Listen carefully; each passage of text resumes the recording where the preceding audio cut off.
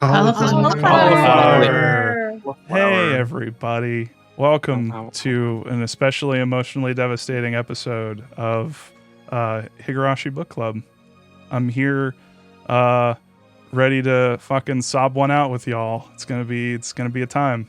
Oh God. You know what? Let's just get on with it. All right, Numbers. How you doing today? Honestly, not great. All right. Okay. Elise, how you doing today? I don't want to go. I'm sorry, but indestructible cat. I will save everyone. No one will die. Laura, hi. How you doing? Tell my family I don't really like them that much. How are you talking when you got shot? It was very loud. There was an echo. There was an echo? Oh, shit. All right, I'll turn it down a little bit. Oh, No, man. that was the joke, is that they were still talking. Oh, there was an... Oh, okay. Because right. you're talking over a distance, and never mind. I get you. Murder Bear. Don't get blood on my PC, please. Okay, I'll try. Olo, how you doing? I'm so happy. I just finished dinner. That you did. Talsreal. That's how it is. That wiser words. Gail. H173, more like Unit 731. And finally, Yawn. Don't put me to sleep this time. You got it, buddy. And with that, that's it. Fuck, I should have said these nuts. No, you're dead. How come you're not dead? What the hell? It's kind of going back over Hey, to you're dead. Stop talking. Everyone's dead. I'm gonna have You to need to stop using the gun from Portal. Hey. No, we're in the afterlife now. It's fine. Fuck. We're talking to Why are you... Okay, God. Jesus. Hey, Turn come the gun on. sideways. Everyone's alive. You have to Turn the aim. gun sideways. Oh, right. I hate to tell you this. You ran out of bullets a while ago. You're just shooting blanks. Oh, damn it. Oh, hold on, let me reload. Actually dead, though. Okay. That one was definitely a bullet. I'm talking from the all-caster view right now. All right, y'all. Without further ado, let's let the reanimated corpse of Jan in this new reality go ahead and talk about what happened in this chapter, the finale to Arc 7. Okay. First, let's get the world's saddest Nipa out of the way. Nipa. We got some content warnings for you today. Genocide, military death squads, biological warfare, human experimentation, fascism, depression, suicide, child abuse, and torture. I had a smirk on through half of that. I feel like you need to do it again, but never mind. Let's keep going. We have so many incriminating clips of you now. I'm going to be in trouble later. Okay, I have several pages of short version notes here, so it might take me a little while to get through this. I hope that's okay with everyone. Good by me. Yeah. Let's go. Okay. Short story, everyone dies. Chapter 11. We start the night of Watanagashi, the overlook at night. Rika tries one more time to convince Tomitake and Takano that they're in trouble, but they don't listen, so she tries to find another way. She goes back to the festival. Rika tries to warn Irie, but doesn't really feel like it's going to do much. What can he do? Rika tells Oishi approximately where he might find Tomitake, and he sends a police patrol car to the spot to keep a lookout. Rika tells her friends, and they think they should stick with Tomitake and Takano until the end of the festival, just to be safe. Hanyu worries that if this doesn't work out, Rika's soul will be destroyed, and she'll be left alone forever. Tomitake and Takano go back to the clinic together. He said he lost something there. Let's go get it. So, at the clinic, Takano reveals that she's been dreaming for the curse of Oyashido-sama to come true for a long time, and that Hinamizawa will no longer be a place where humans and demons can coexist, and she breaks up with him. It turns out that within their organization, Tokyo, there is a faction that wants to cure Hinamizawa syndrome and a secret faction which wants to set it off, utilize its destructive power. The mountain dogs restrain him, and she asked him several times if he's willing to abandon his faction and join her. He refuses every time. With her attachment severed, she injects him with a secret reserve of H173, which puts him at L5 instantly. Turns out he was given fake vaccines before, so he was not immune. He's knocked unconscious and put in her car with his bike in her back seat. Takano calls Irie a nerd and goes to dump Tomitake's body. Fucking bullshit. Outside the village, she decides not to drop him off at the normal place because of the patrol car, so she just keeps on going. Puts him closer to Okinomiya instead, past where the patrol car is located. At the mountain dog's base, she's informed that they made a mistake with her corpse, and she says, no, go ahead, it's going to keep making an interesting story. She declares herself the messenger of Oyashiro-sama and initiates Operation Doomsday, the first phase of which is to kill Tomitake, fake her death, take confidential documents, and frame Irie. Along the roadside, Irie examines Tomitake's body with the cops and thinks that they must have been injected with H173, but denies the existence of any drugs that could have done this to the cops. He thought that all of the samples of that research had been destroyed.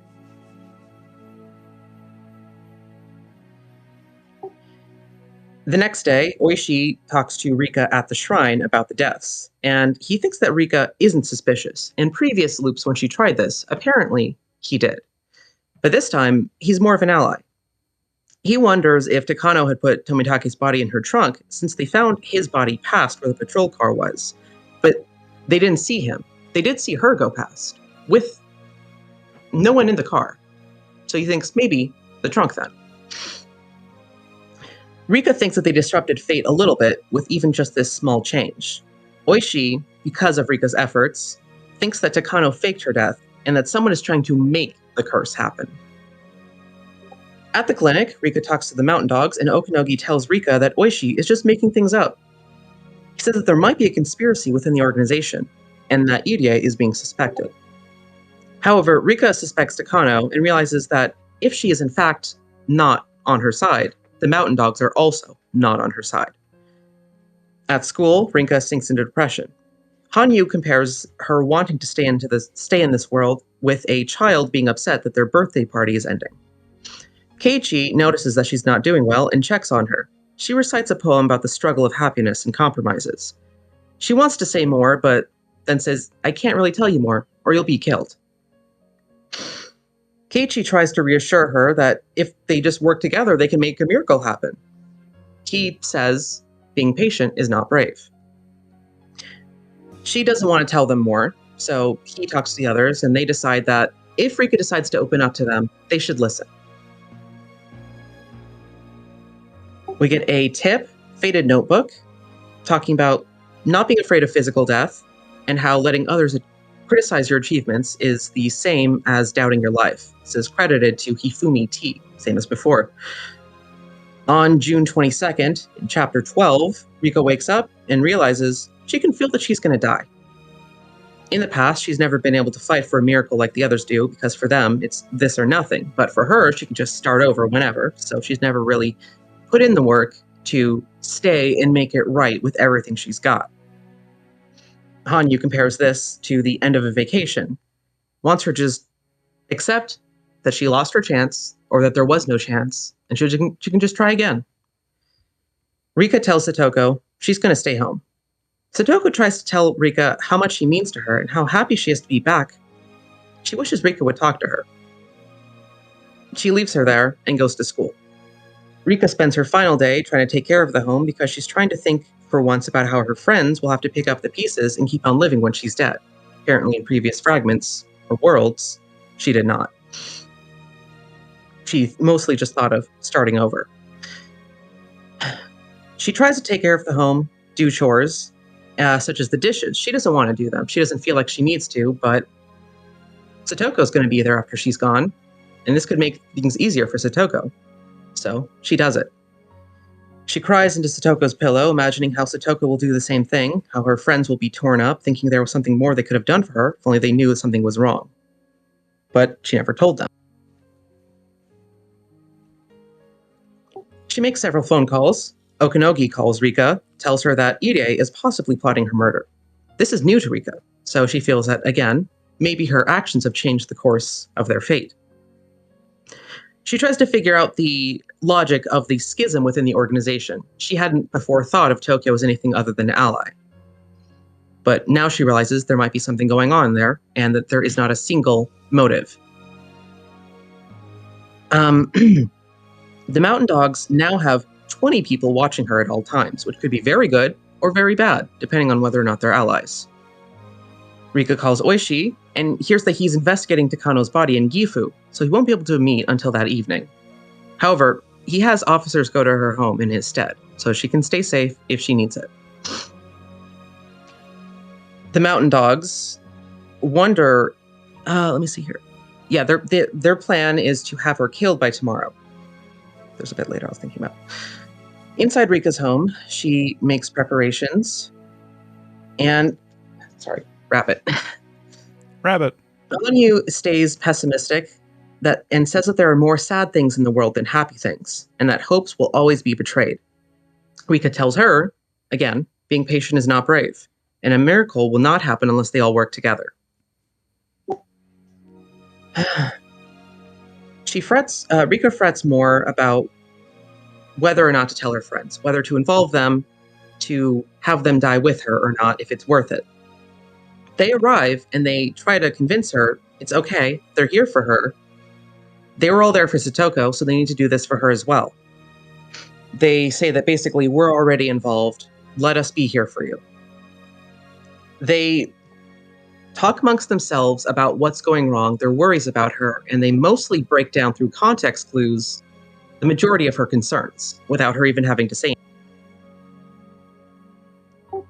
As a result, she decides, okay, I'll tell you about Tokyo. She starts with the origins of Hinamizawa syndrome as an endemic disease, how it was discovered during the war, when soldiers had reactions and killed comrades and then themselves. A doctor, Hifumi Takano, investigated their deaths and discovered that the disease is a pathogen that triggers a chemical imbalance when too far away from the village. The old rules within the village may have been a way of trying to control symptoms and prevent new infections. By maintaining their tight-knit culture of trust, they could help prevent suspicion, which is the major trigger of terminal symptoms, alongside leaving. She then explains Tokyo's origins as a political organization born from frustration between businessmen and politicians following World War II, which gradually gained indirect power to influence the government and economy. Gail will say much more on this later. Their top priority was to be independent of America and gain a non-nuclear weapon of mass destruction as a form of mutually assured destruction to level the playing field. They reopened study into Hinamizawa syndrome years later as they gained more power and put Irie in charge of the clinic for its study. It specifies that Irie is not far right, and he just wanted to advance his career and take advantage of the resources they were offering him. At his age, he didn't have much else to further his career with what he wanted to do. Takano was sent as his supervisor to prevent people from finding out about the syndrome and act as a liaison. The Mountain Dogs were created under her control to protect that secret. Referred to as an assassination unit, formed from military connections and covert operations to deal with potential terrorist threats in modern society. They pose as gardeners and ordinary people to keep an eye on the village and watch for potential outbreaks. They are said to be the ones who demon people away. Irie managed to create a vaccine and medicine for the syndrome after studying the body of the construction foreman in 1979. Tokyo began to study military use for the syndrome, which cannot be detected under any normal means without prior knowledge of its existence, since it can only be discovered through inhumane means while the patient is still alive. However, with the change in generations, they now consider his work an embarrassment and plan to cut funding as soon as possible. EDA convinced them to allow him to stay on board until he finds a cure, and as a compromise, to just cease all of their military operations. They were both good with this, except for Takano's faction. They wanted to continue that in secret. They destroyed officially the research and samples of what they had, but Takano held on to it. Rika proposes a few theories about who the culprit might be and what their motivations would be. Either way, Rika is considered a vital asset due to her family's genetic line, making the successor of the family act as the queen carrier of the pathogens. Supposedly, all of the other pathogens rely on this one to live, and it may in fact be that it is straying too far from the queen carrier that causes the symptoms, rather than the village itself, according to queen carrier theory. Consequently, villagers instinctively trust and like Rika due to the effects of the pathogen and pheromones. It's theorized that if the queen carrier were to die, all infected would develop terminal symptoms and destroy each other. Rika then tells Satoko that she has the syndrome, and that's the real reason they were going to the clinic. This, of course, upsets Satoko. The effects of the syndrome are weaker now than they were many years ago, so people can leave the village and experience less intense symptoms, though the symptoms grow stronger in relation to the distance from the village. The club discuss this and think that Takano is in fact framing Irie, and they can only trust a third party who isn't connected to Tokyo, such as Oishi, in this one specific case where he is an ally. Oishi calls in a search warrant for Takano and promises to be there in an hour. On the way over, he and Kumagai wonder who might be trying to kill Rika and why. They know that a drug must have been used on Tomitake, but not what kind. The Gifu police don't want to admit the mistake within the autopsy. They're digging in their heels, they just want to keep it going as is. They spot suspicious activity with an unmanned phone facility and decide to investigate. Details don't match up, there's no logo on the van, they don't have the right equipment. The men there are claiming to do maintenance, but Oishi and Kumagai don't really buy this. They also struggle to give the right information. Kumagai goes back after they already called in the plates before going up. Should have mentioned that, sorry. Kumagai is shot by a sniper. Oishi is also shot. The mountain dogs check with Takano and ask if they should postpone, because Rika seems to know too much. Takano thinks there's no leak. She just knows this because of her connection to the divine. And she will challenge her title as inheriting the legacy of Oyashido-sama. By 11 p.m., Oishi and Kumagai still have not shown up. The officers are replaced with just two to look after them for the night. Rika hears movement out by the shrine and tells her friends to go home. Hanyu also feels that Rika's death is imminent. Rika allows Satoko to go on about her interest in traps so that she has a little bit of happiness before it all ends. At 1 a.m., the mountain dogs make their move. They kill the detectives. Rika and Satoko escape the home into the woods. They manage to slow down their pursuers with traps, but the mountain dogs eventually catch up to them. Satoko has to fight. Rika thinks if she escapes, she could protect herself and remember everything she's learned. But she decides to stay and fight for Satoko. Even if that means losing and starting all over, she needs to be there for her friend. The club members appear. They were waiting in the trees because they couldn't actually leave them alone. They were too worried. They're good friends. They fight back. They manage to turn the tides a little bit. There's a van nearby that pulls up. The mountain dogs fight them, 6 on 6. Seems to be an even battle, or even that they might even win this. And then time freezes. There is a metallic cone in front of Keiichi's chest. It's a bullet. They realize that there was an extra person in the van. Takano, with a gun. Oh, don't salute panic. Takano. Huh? No, I'm not saluting Takano. I'm saluting a fucking soon-to-be R.I.P. Keiichi. He knows that's the moment when Keiichi was like, "Oh, I'm dead. You guys have a great one. Peace." Everyone in the club is trying to tell him, "No, just move. You'll when time unfreezes, you can do this. He's like, "No, let me go. You guys need to get out of here. It's fine. Y'all are constantly canceling me. It's fucking insane." It's fine. We know you. We know the truth. You're a good guy. I hope so. Anyway, continue, please. Time resumes. Keiichi dies. Takano has the kids rounded up and forced onto their knees. She shoots them one by one as she taunts each one. Starts with Mion. Refuses to tell Shion whether or not Satoshi is still alive. Gets told by Reina she'll never become a god. And quizzes Satoko on the difference between broccoli and cauliflower. She was right, by the way. Rika, the last one alive, thinks that she'll be killed with the Watanagashi ritual and remembers being given drugs in the past, so she requests that they keep her awake the entire time. She's then restrained in a dehumanizing way and taken to the shrine to prepare for the ritual. Hanyu despairs, but Rika tells her she feels satisfied for doing everything she possibly could this time. She doesn't want to forget Takano's face, and Hanyu promises not to hide it from her next time if she forgets. At the shrine, Rika asks Hanyu not to look away. She wants to remember the pain, humiliation, and fury that Takano makes her feel here. She looks up at the sky and sees her friend's spirits as the ritual begins. We see no details of what actually happens to her. The friends feel like a miracle should have happened. Everyone pitched in, they all fought together. But Reina thinks, no, there's one person who didn't help. Hanyu. Hanyu could have believed. Even if she couldn't have touched anything or said anything to anybody that could hear her, she could have believed. And that's what held them back this time. They tell her she can be one of them as long as, if she believes, they can do this together. They won't reject her. They won't call her a monster. Reina thinks her horns are cute. So if they just work together on this, they can do it. Rika realizes that, of course, she's dead. She and her friends all go off into the next world, and Hanyu agrees to believe. We then get to the post-credits.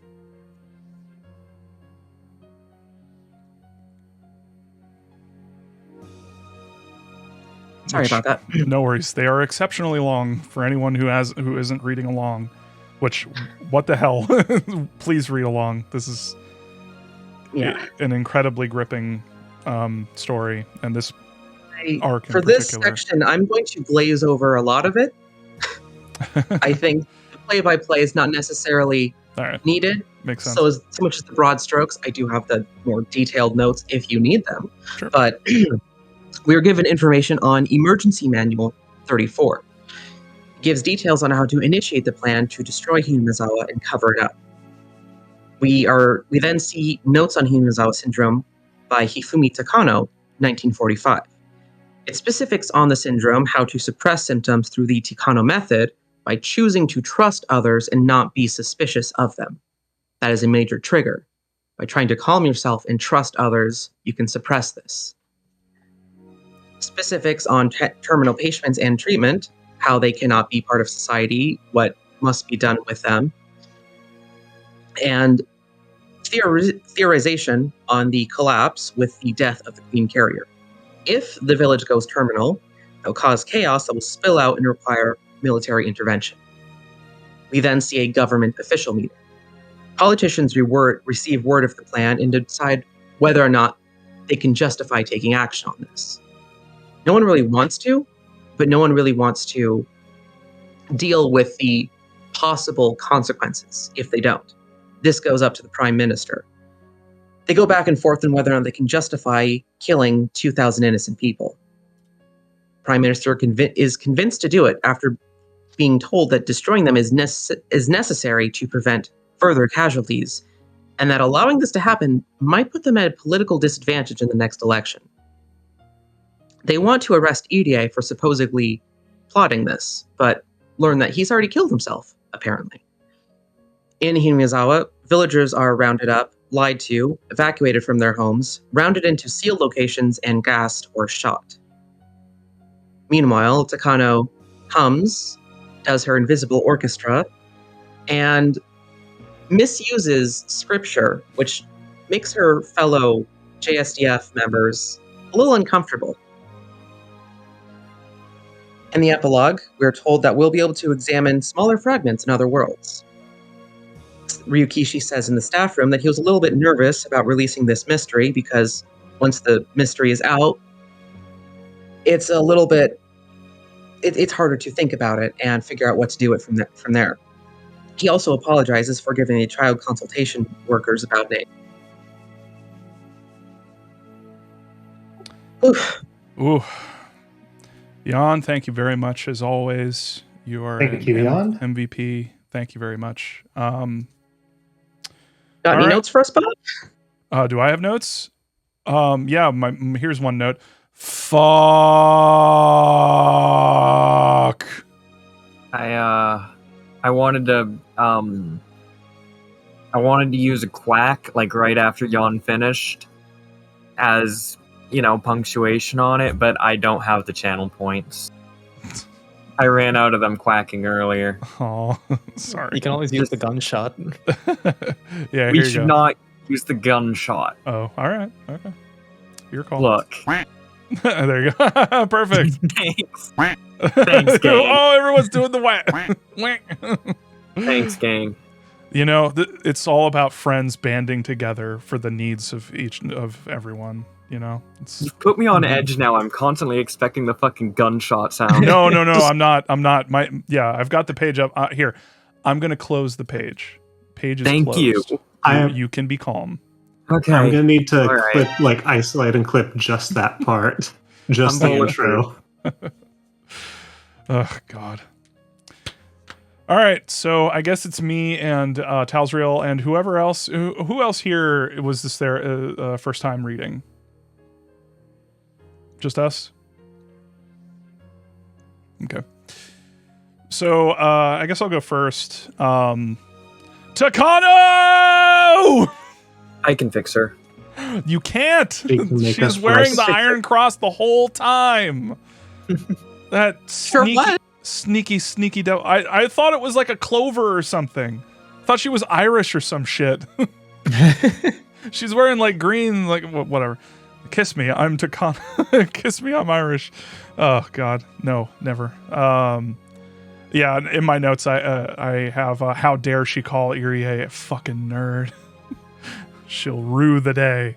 So yeah, I had my suspicions the entire time, and I was thinking like, okay, it's either Oishi or Takano or a combination of the two. Like I said in the previous one of these, I didn't expect for it to just be straight up Takano masterminding everything to the point where, I had suspicions, especially at the beginning of this arc, where the mountain dogs are introduced out of nowhere, and it's just like, wait, you have a whole fucking PMC under your thumb? What? Wait. Also, thank you to Ryakishi for not showing the leader of the mountain dogs. I forget his name. Because if the second I saw that dude, he has in the console art, I know that Ryakishi didn't do that, but if he did show the head of the mountain dogs earlier, like that would have shown the console art for him earlier, and I would have immediately been like, that guy, no, don't trust that guy. He has the most Okanogi? Okanogi, yeah, he has the most ridiculous face down, eyes up, I am not suspicious face I have ever seen. And the second I saw him, I was like, oh, this guy sucks. This fucking guy. So fun fact, when you watch the Higurashi anime here, Okanogi did pop up. They just didn't put any big emphasis on it. So you did see him in the anime in Suminorabushi. Oh yeah. Yeah, he's very. Just treat him like a background Some character. Okanogi variations for you. Oh, What God. is that last one? What is his remake art? Jesus, why'd they turn him into an elf? Oh God. Crazy. But the first one is my favorite. I love my rat-faced bastard. Mhm. He's he's a fucking Yakuza NPC is what he is. For real. And not even in the enjoyable Sorry. way. What's that, Gail? Sorry, can I cut in real quick? Absolutely. Yes. We should probably avoid using rat or rat-faced with regards to Japanese characters because it's a very Yeah. long-term slur and Ah. yeah.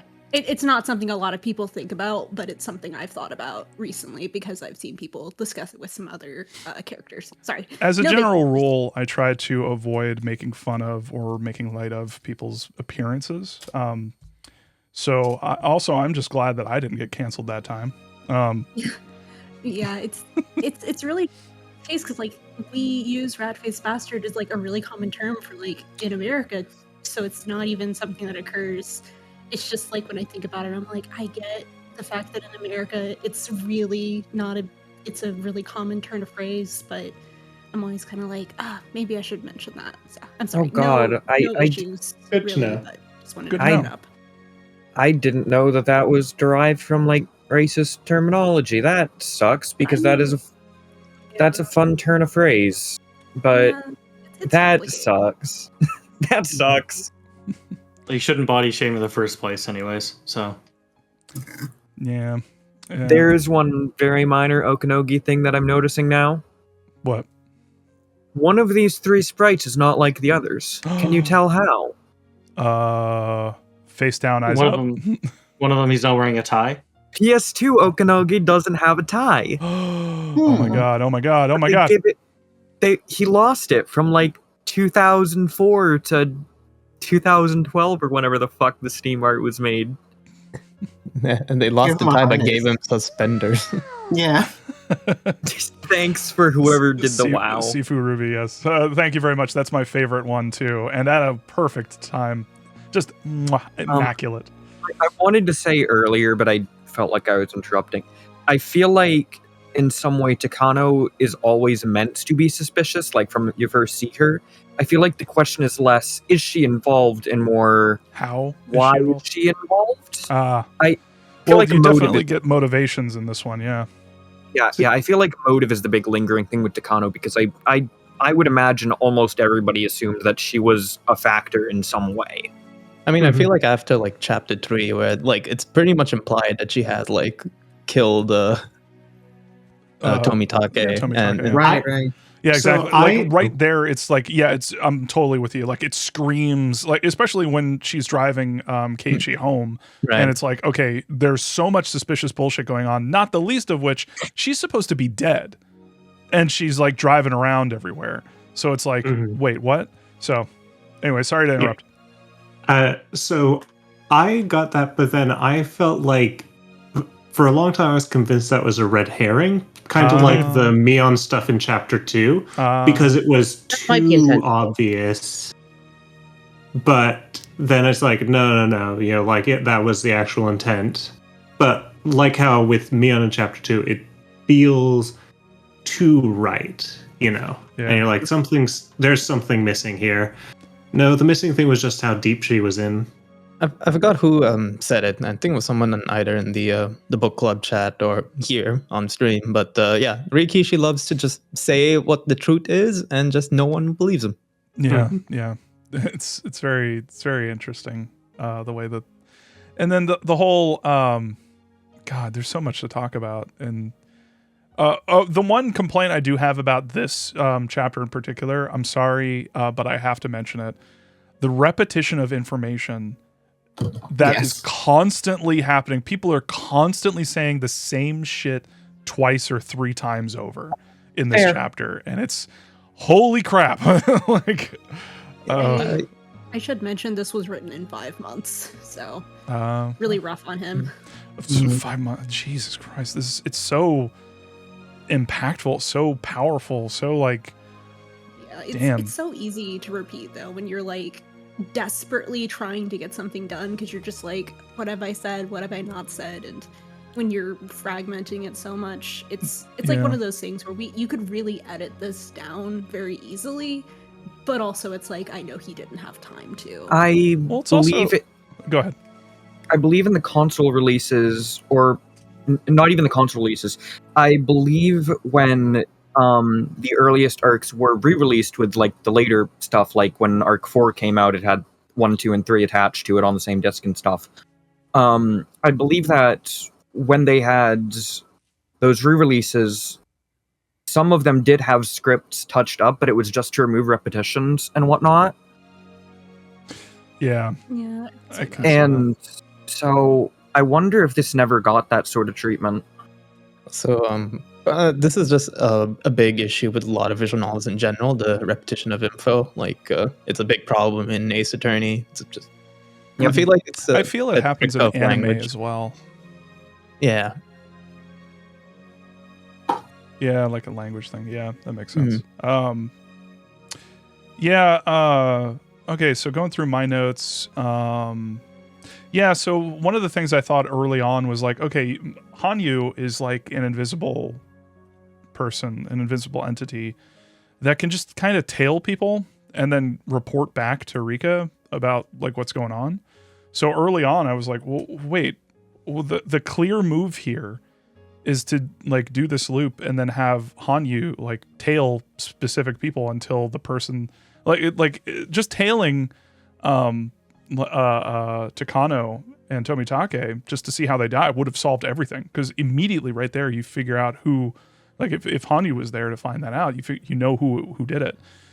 But then as the story went on, it became readily apparent that like, oh, Hanyu's deliberately like keeping this information away from Rika, like, or something along those lines. Because there's that line where, you know, she's like not going to forget this time.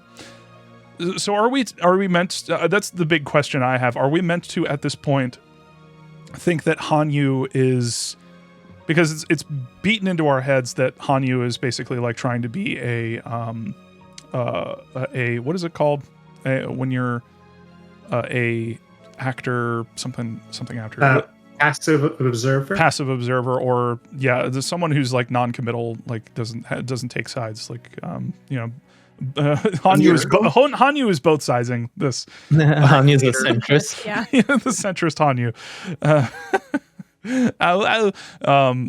But so are we meant to kind of view this as like Hanyu protecting Rika, or is it more Hanyu is just trying to be impartial because she's like God, you know?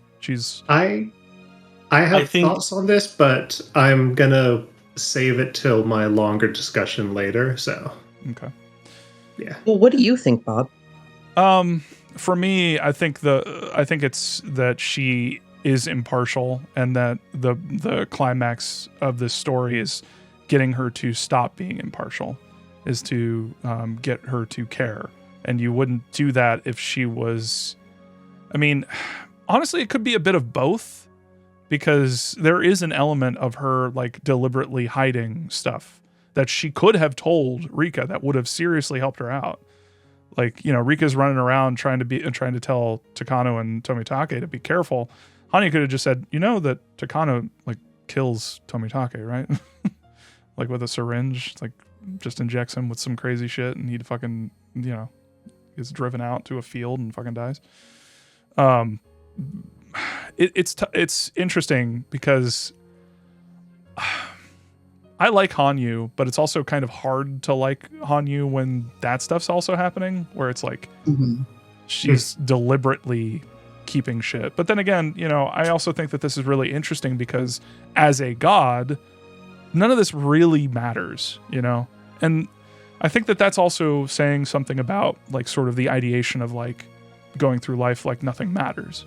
Going through life like, you know, what, you know, I don't matter because what can I do? I'm only a single person. What, you know, what does it matter if I act or not? You know, it's this idea of pulling people from being outside observers, from being bystanders to being like people who are directly involved, to getting them off the bench, so to speak. And it's really useful and interesting, especially considering my read, which Hanyu is, for me, in my notes I have like at the very end, like I love how Hanyu is basically a stand-in for the audience, like trying to get people, you know, when especially the final shot of all of the characters like looking at you, the player, like, and then you know, Rena reaching out her hand, I think it's Rena, and like trying to be like, come on, you know, let's do this together, you know, and it's like kind of a really nice like thing where, because at the end of the day, you know, we are impartial observers, I guess. We can only view these events. We're not. I kind of liken it to Peter Pan. When the stage play when Tinkerbell dies, and then all the kids in the audience have to like believe in fairies and believe in her, and then she comes back, and it's like kind of like that for me in my headspace. I don't know if that's like a total misread, but like it kind of hits the same space. The game aspect is trying to get you to engage with the story, I think. So I don't think you're wrong there. And like at the start of Part 7, it directly addresses you. Right. Yeah. You are an actor in this, and I think that having Hanyu like sort of be a direct parallel to the characters talking to her and then to you via her it's very interesting. I am very interested in continuing this and seeing what Ryukishi does with this aspect of it. It's very. I have some, Go ahead. Okay. I just have like some screen caps from roughly this part. I didn't like say what arc I was on when I was like going through all this, so it's a little mixed up. But I found some parts when she was telling Rika that like she's like a kid who's sad because her birthday's ending. Yeah. And Rika says like, "Don't you want to see what's beyond June of Showa 58?" And she says, Hanyu says, "I'd be lying if I said I didn't. However, I'm more concerned about you being consumed by that thought and getting hurt because of it. You just don't understand.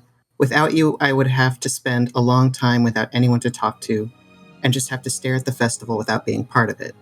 No one would see me. No one could hear me or talk to me either. Do you have any idea how sad and lonely that is?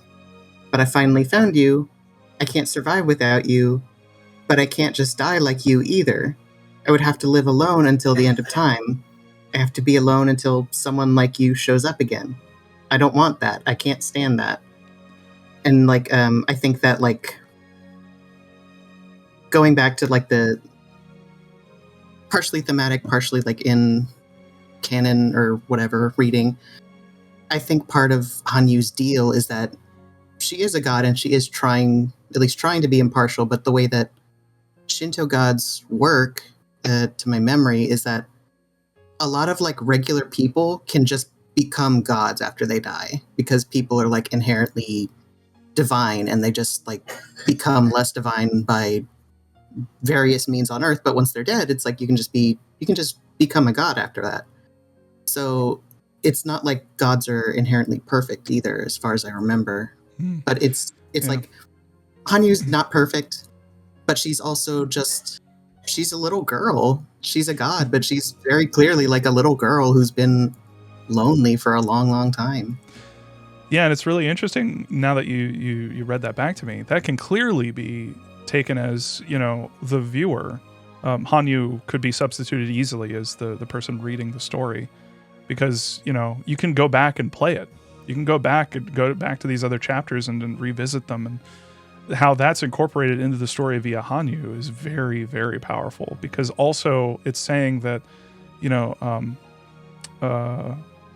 Rachel told me not to talk about her on streams, but she does this incredibly cute thing where, I'm sorry, babe, but you do this incredibly cute thing where she was having a hard time finishing stories that are really good because it means that they'll come to an end, that they won't. Same.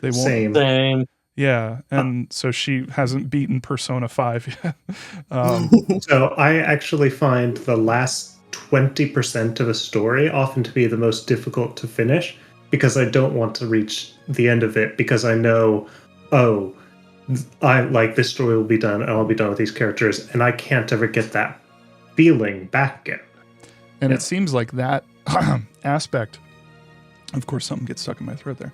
And it seems that aspect is being directly addressed by Ryukishi via Hanyu and by extension you, by saying that, like, once we go past the point where everything is stuck, it's unstuck and the story will come to an end eventually. Like Hanyu, even after all of these people have died, she'll still be around, much like the reader, the player, with this story.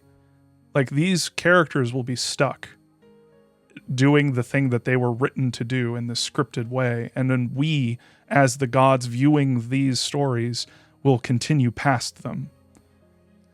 And it's kind of sad. And yeah, viewing it like that. And I'm really excited to see how Ryokishi addresses this. But yeah, Limited Graphic Researcher says Ryokishi wouldn't have lost it if you didn't follow him through Onikashi.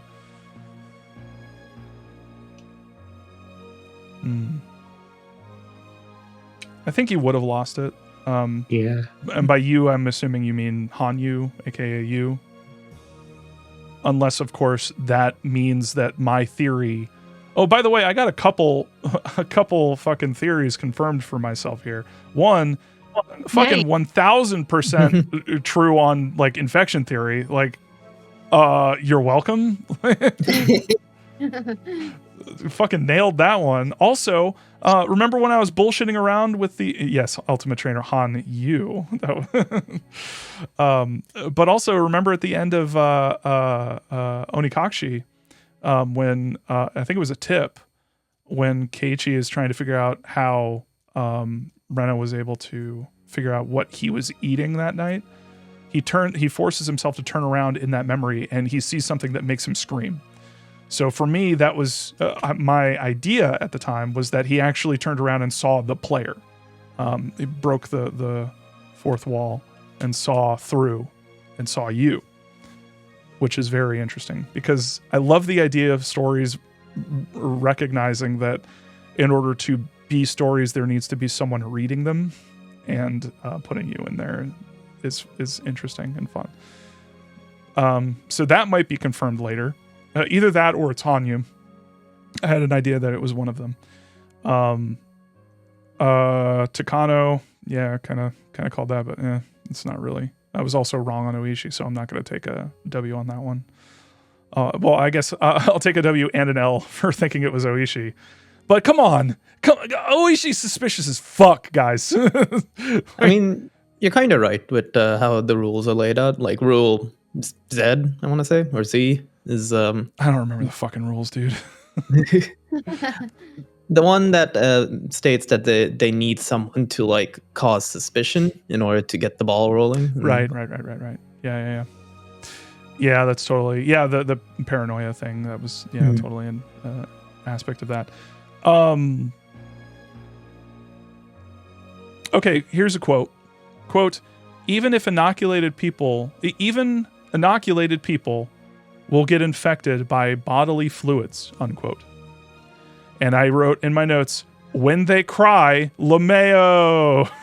Hey. So I think we have it, y'all. I think we nailed it. I think the person who is infected is Satoko, and Satoko is infecting other people as she cries. If anyone comes into contact with her tears, I think. See, now I want to go back into all the previous arcs and figure out, like, okay, when did someone cry? Oh, when did Satoko cry and her tears like mix with someone else and all that shit? And I'm thinking that definitely happened when Shion attacked her at the school. Yeah, like that. That's the sound that Satoko made.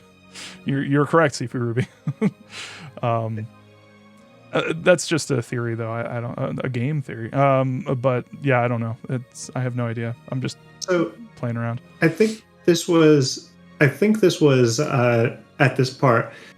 Didn't they say, like, didn't Rika say during that big reveal that everyone in town is infected? Mm-hmm. Mm-hmm. Yeah. Oh, right. That's why That's why Hanyu was apologizing to Keiichi. Right. It's just that Satoko has higher level symptoms, and that's why she's being researched as well. Yeah. Satoko is at a terminal level, so if she stops taking her shots, she will immediately go to Keiichi and Onikashi levels. And why is that the case? Why is she at a higher level? Great question. That's a great question, Bob. I have a theory that I hope isn't true, but it's being confirmed by nearly every single aspect of the story as it stands so far, especially when Takano, a total Nazi fuckhead, deliberately withholds the information from Satoko. deliberately doesn't tell her what happened to Satoshi. All to be revealed next time. And I am not prepared. I have an idea. Maybe, should I just say it? I think I said it last time. I don't think it matters. I think you did. Yeah. Go ahead anyway. I think Satoko killed her brother. I think it happened. I think everyone was so curious about what the fuck happened with Satoshi because the mountain dogs found out about it and basically suppressed her and were using her for research. Sorry to punch in. I just wanted to highlight something Limotrific researcher brought up, which is that Rena has been at really high levels of infection this entire time and just powering through it. In case you didn't think that Rena was the best enough yet. It may be that she's inadvertently following the Takano method, I think, because it says if you choose to trust people. And we did see into her head that she is constantly trying to put herself down and go, no, I should trust others. I should try to think of them first. And the thing that absolutely broke that, and one of the things that made me immediately suspicious of Takano no matter what, is because of her diary, her all those writings. She knew what she was doing when she gave Rena that fucking diary. Mm-hmm. Telling the truth about aliens. Telling the truth. Yeah. 80% of those are lies. Mm-hmm. UFO. And I would also say Shion is the same way, where she was almost overtaken and almost literally killed Mion, but her genuine love of Mion and realizing what Mion had done for her allows her to push down a lot of her severe issues, even though she still experiences the regular hallucinations and otherwise, which makes sense as to why everything happening in 1983 becomes such a huge trigger for her. Yeah. She literally says... She literally says to her demon, no, fuck off, Yeah. It also helps that they're looping and they learn from their past mistakes in small ways. That's another thing that I'm going to call. I'm going to call the shot. That is going to bite Satoko in the ass. If in the next arc, I think we're building up to everybody slowly breaking down the walls of remembering what they did in previous arcs. And I think that one of the walls that's going to break down is Satoko's wall protecting her from the information of what happened to Satoshi. And that is going to be awful. I'm not prepared for that. Well, why does everything bad have to happen to Satoko? God damn it. Anyway. But yeah, I know I'm talking too much. I only have a couple more things, I think. One of them was in your recap, Jan, you mentioned a thing that I totally blasted past, but you mentioned that what's his name? Irie did tests on the head of the dam construction guy. I forget his name. The foreman. Yeah, the construction. I don't think I ever got an actual name for him. We might have gotten have a name when they were playing. He was old man when they were playing Mahjong. Damn it. Well, fuck. Anyway, and Oishi only refers to him as the old man. Gotcha. Mm-hmm.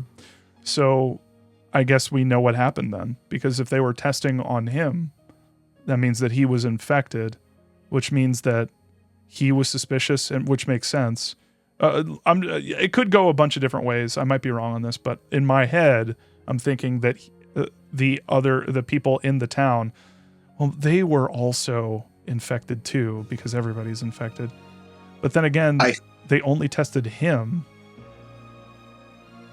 Go ahead. Well, I think the foreman was the victim in that. It was someone else who some other Hinamizawan construction worker that was infected that goes after the foreman, leads the chopping up thing, Right. and then the mountain dogs grab the killer as the test subject. Makes sense. It was by doing the autopsies and checking that guy. Sorry, I think I saw the wrong term and assumed that it was a synonym. But you're right. You're absolutely right. It was the a different guy in the construction crew that killed him.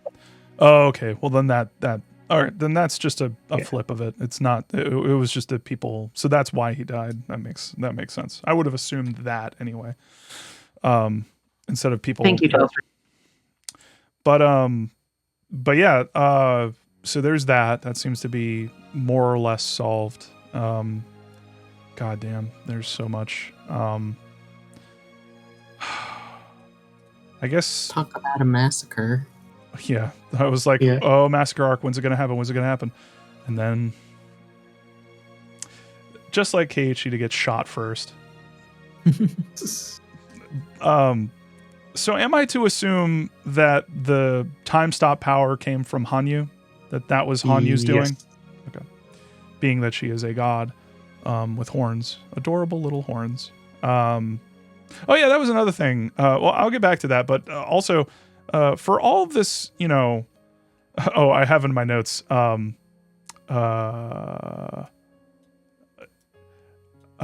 Okay, where is it? Where I had it here, I was looking at it. Oh yeah, here. It's really hard to ask people not to be paranoid when there's so much shit in this town to be paranoid about. Yeah. Like there's conspiracies upon conspiracies here. It's like ridiculous. But that might be the easiest when it's the friends trusting each other. Right, yeah. I think it's interesting to think about that in light of how in chapter 1, Mion is trying so hard not to tell Keiichi anything that would set him off. And anything about the damn murder, anything about the protest, anything about, you know, like Hinamizawa's history. And it's just like, no, it's a great, lovely town, you know. Nothing suspicious here at all. Yeah. Damn. Whew. Sorry, what else did you have written? Oh, I just had a couple more things. One of them is that the thought occurred to me that Shion was away from the town doing her thing, and that maybe her desperate want to get back to the town was possibly from her being infected. But then again, is she infected? I'm not. I mean, she's definitely infected. Obviously, later when possibly when she gets into that altercation with Satoko. How people get infected is another thing entirely. Is it just from being around people who, you know, may occasionally shed a tear and then they'll get infected that way? Or is there something in the town that's just naturally infecting people? Some of the notes said something about an airborne infection. So it sounds like, I think the thrust of the note you saw was that bodily fluids could pierce the vaccine's invulnerability, but the vaccine would perhaps keep you from getting infected by ambient air virus. But also, something else I want to point out, Shion and Mion were both born in the town, and Shion was only sent away later, so she would have been infected from a very young age. See, that's what I was saying. So some of the things that Shion was doing in her chapter make more sense, like how she desperately wants to get back to Hinamizawa, and some of the stuff that she was doing there, and a lot of the rumor mongering that she was talking about at the beginning might have been just a side effect of her being her illness being triggered. But no, it's a lot of information to take in. There was some other stuff that I wanted to talk about, but I'm blanking on it now, other than the main one, which is just Rika. The way that Rika talks about that day when she knows that she's gonna die, I don't want it to get too heavy, but at the same time, it's kind of hard not to read that as someone who is suicidal, preparing, mentally for like doing that kind of thing. And I feel like that may have been intentional, or at least an intentional illusion. right. Yeah. It's because, I've read stories of people, doing that and then, surviving, and just what they were mentally doing. And also a lot of the things that she was doing are warning signs, for, which is actually extremely useful for someone, for friends of someone that you want to make sure that they're, that they're okay. Like, Sadako can clearly tell that Rika is not right, and so she's constantly like, hey, you can open up and all that. And I think Rika just sees that as, oh, she can tell if I'm not feeling well, but for Sadako, that's like, I'm worried Rika is going to do something, and I want her to know that, A, I've been there, B, you can talk to me. Right. She tries to tell her how much it means to her, that she's like, I have my life back because of you. I want you to be in my life. I will be very sad if you're not in my life. I think she says that more or less outright. Yes. Yeah. It's super powerful. Like so I feel much like of this. He's very good at getting you to understand what people are going through in terms of like understanding what it's like to suffer, or maybe understanding why people behave in bad ways. So I was just one more thing to add to that. That scene is very easy to read as, being the suicidal thoughts. It's also very easy, and this is kind of from the perspective of someone who's read a lot of stories about this, very easy to read as somebody who's struggling with like a terminal illness or something similar, who has the inevitability of death bearing down on them. And that's one of the things that like I encounter in a lot of stories I read about people who've dealt with that, is that moment when it hits them of, I can literally count the days I have left to live, and I don't have enough time to do the things I want to do. Yeah. Yeah, it reminds me of my coworker who, he.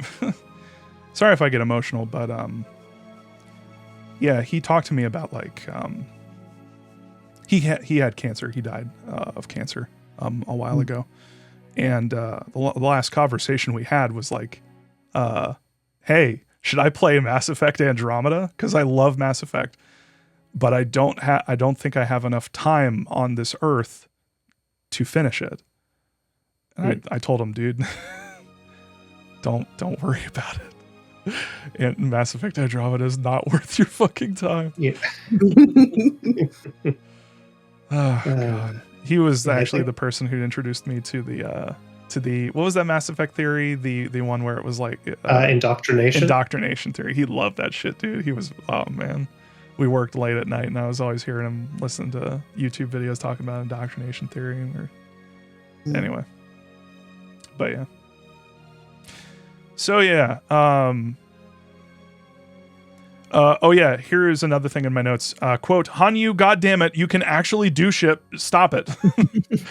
Like, okay, so one of the really annoying things about Hanyu constantly being like, I can't do shit. I can't, like, what's going on? Oh, I can't do anything. I'm just a passive observer. Multiple people have heard you stomping your little feetsies all around multiple times. like I don't know if it's just people who are infected who can like hear her or sense her presence. That seems to be what's implied. But at the same time, she was stomping her feet all over in that place, and it's like even more than apologize. Yeah, it's like if anyone, like Rena and Satoko are going to be able to notice your presence. So like, this is also one of those things that I love when stories do, and Ryukishi is just absolutely nailing it with the story. It's like feeling like you can't do anything, feeling like, that sense of powerlessness. And I feel like the rest of this arc did an incredible job pointing out that you can, like, it's okay to feel powerless, but you can like do something. Like, this is related to what I wanted to say about Hanyu earlier, and that she is such a pessimist that I don't think, even if she was like, I did want to do something, I think she just thinks, even if I do anything, it's not going to work out. So do you mind if I move the thing that I want to talk about a little sooner because it actually relates to that. Well, we haven't heard from Talsrio yet. Okay. I mean, yeah, I have. My thoughts were very much along the line of what Bob was just saying, and in that, she may have been going through more loops than Rika can even remember and disambiguate of what's been happening.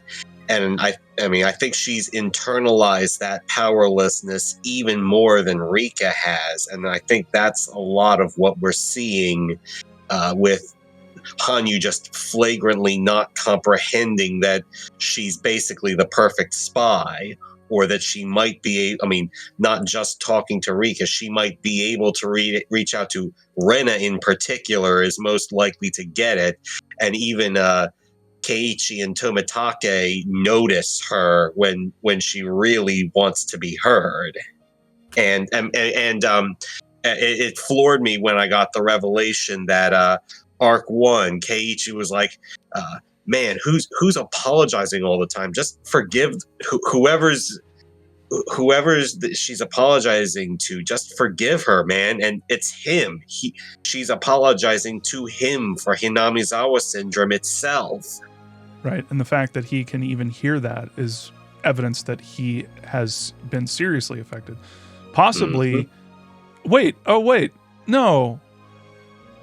Oh, did him going away from the town exacerbate his fucking problems? They explicitly say that when Rika's talking, that him leaving for his friend's funeral was just enough of a time away from Hinamizawa to trigger his syndrome, and then it was the reveal of it was Tomitake telling him about the dam murder, which set his paranoia off, and from that point on, he was basically gone.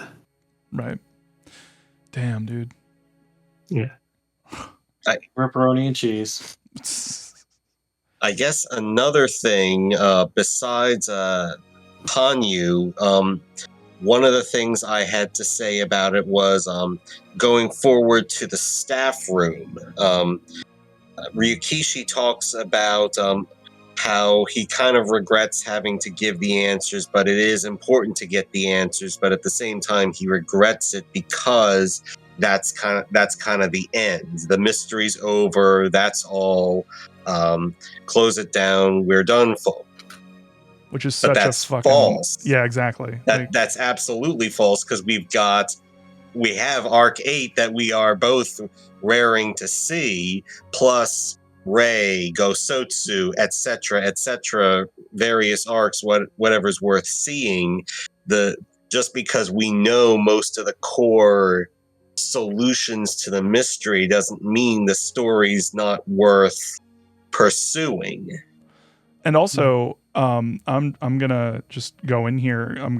My last note in my notes is how much you want to bet that Hinamizawa syndrome doesn't work the way that they think that it does, and the people who are being killed in these endings were totally harmless. I'm not entirely sure what that reference is, but basically, what I'm thinking is the Queen theory. Mm-hmm. I don't buy that. I don't know about that.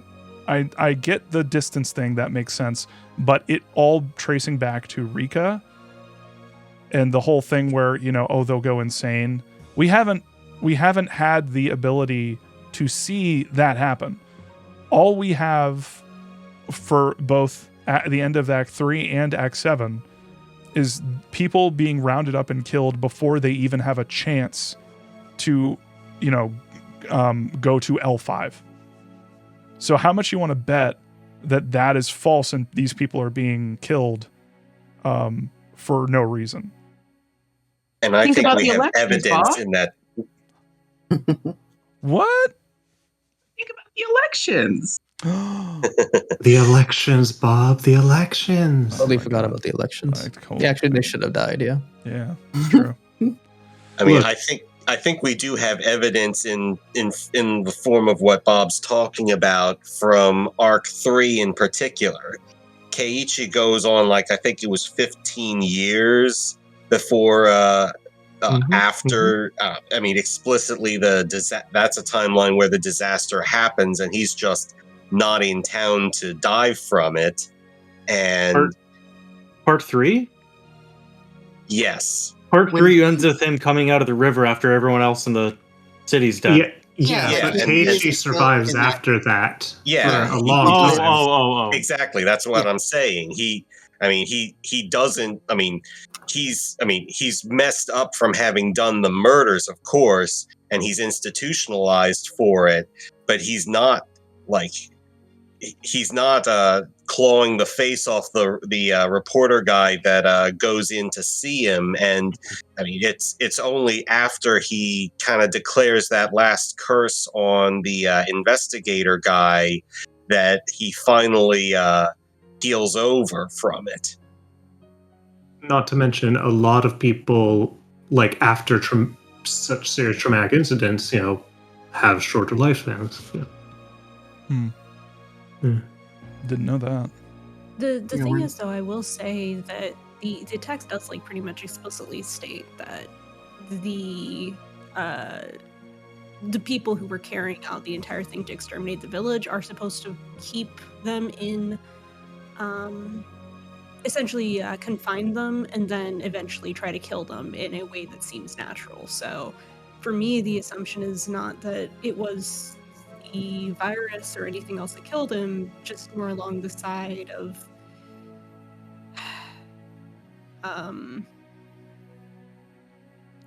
just more along an early sort of expression of government meddling in ensuring that no one survives. Yeah, part of the concern raised to the prime minister was that, if this happens, they're going to spill out into the other villages and towns, and then people will know about this, and then this will get out into international news, and that's going to threaten our political stability within the Asian region, and our opponents might use this against us. Yeah. Heavy shit. Goddamn. Let's hear your approval rating. And just another interruption on the political front, I must say that Tokyo is an especially fiendish name for a secret society, because all throughout the story up till now, I never had a reason to question, orders from Tokyo. Of course, it's from the central organization. The fact that Tokyo is a specific organization and not just colloquially the government was something I didn't catch, and that's a fiendish way to get your secret society hidden. Same with the mountain dog. Yep. Hide in plain sight. Mm-hmm. I love how the mountain dogs are mentioned in part 3. Yep, Takano says, if you don't bury it deep enough, the mountain dogs will dig them up. Mm-hmm. The other thing that's neat is that Tokyo is this very clear reference to the LDP in Japan, the Liberal Democratic Party, which in of itself, being called the Liberal Democratic Party, gives the sense that they are a progressive party, when in reality they are an ultranationalist party. So, interesting. I wonder if you researched this. No. I wonder if Gail has any thoughts on this subject at all. No. But other people should talk right now. We'll get around to more complicated discussion of that. I guess one of the last thoughts I had was I'm kind of wondering how much Takano subverted Tokyo. I mean, it's obvious that Takano has her own agenda as far as all of this. She's all in on doing this ascension ritual and becoming a god, however much she believes or doesn't believe in actual mystic things. That there was that early tip about, to my granddaughter, do great things and become a god. And she's definitely, and we'd find out that's Takano, and she's all in on deifying herself by great deeds and etching herself into history. I mean, so there's the talk that that there's the faction of Tokyo that wants Hinamizawa set off and dead. But I kind of wonder how much of that is Takano. This is my chance. I'm going to glorify myself this way. I'm calling the shots. Yeah. Oh, man. Man, there's Hell of an arc. yeah, for real. Yeah. There's Plus, I have some general questions too. One of them being, so are we meant to believe that I like how I said that kind of passive aggressively and I didn't mean it that way. So are we like so there are multiple worlds happening. It's not like it's you know, like a video timeline. It's like, you know, you move forward and then Rika dies and then you move backward and then you continue that same timeline. Every time Rika dies, is she transported to another entirely separate timeline where a new timeline is created?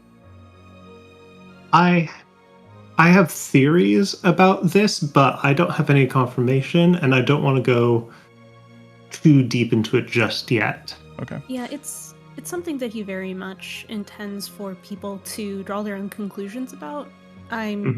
It's very interesting in that way. Yeah. Basically, Yeah, I You have more time to think about it. Yeah. All I'll say is that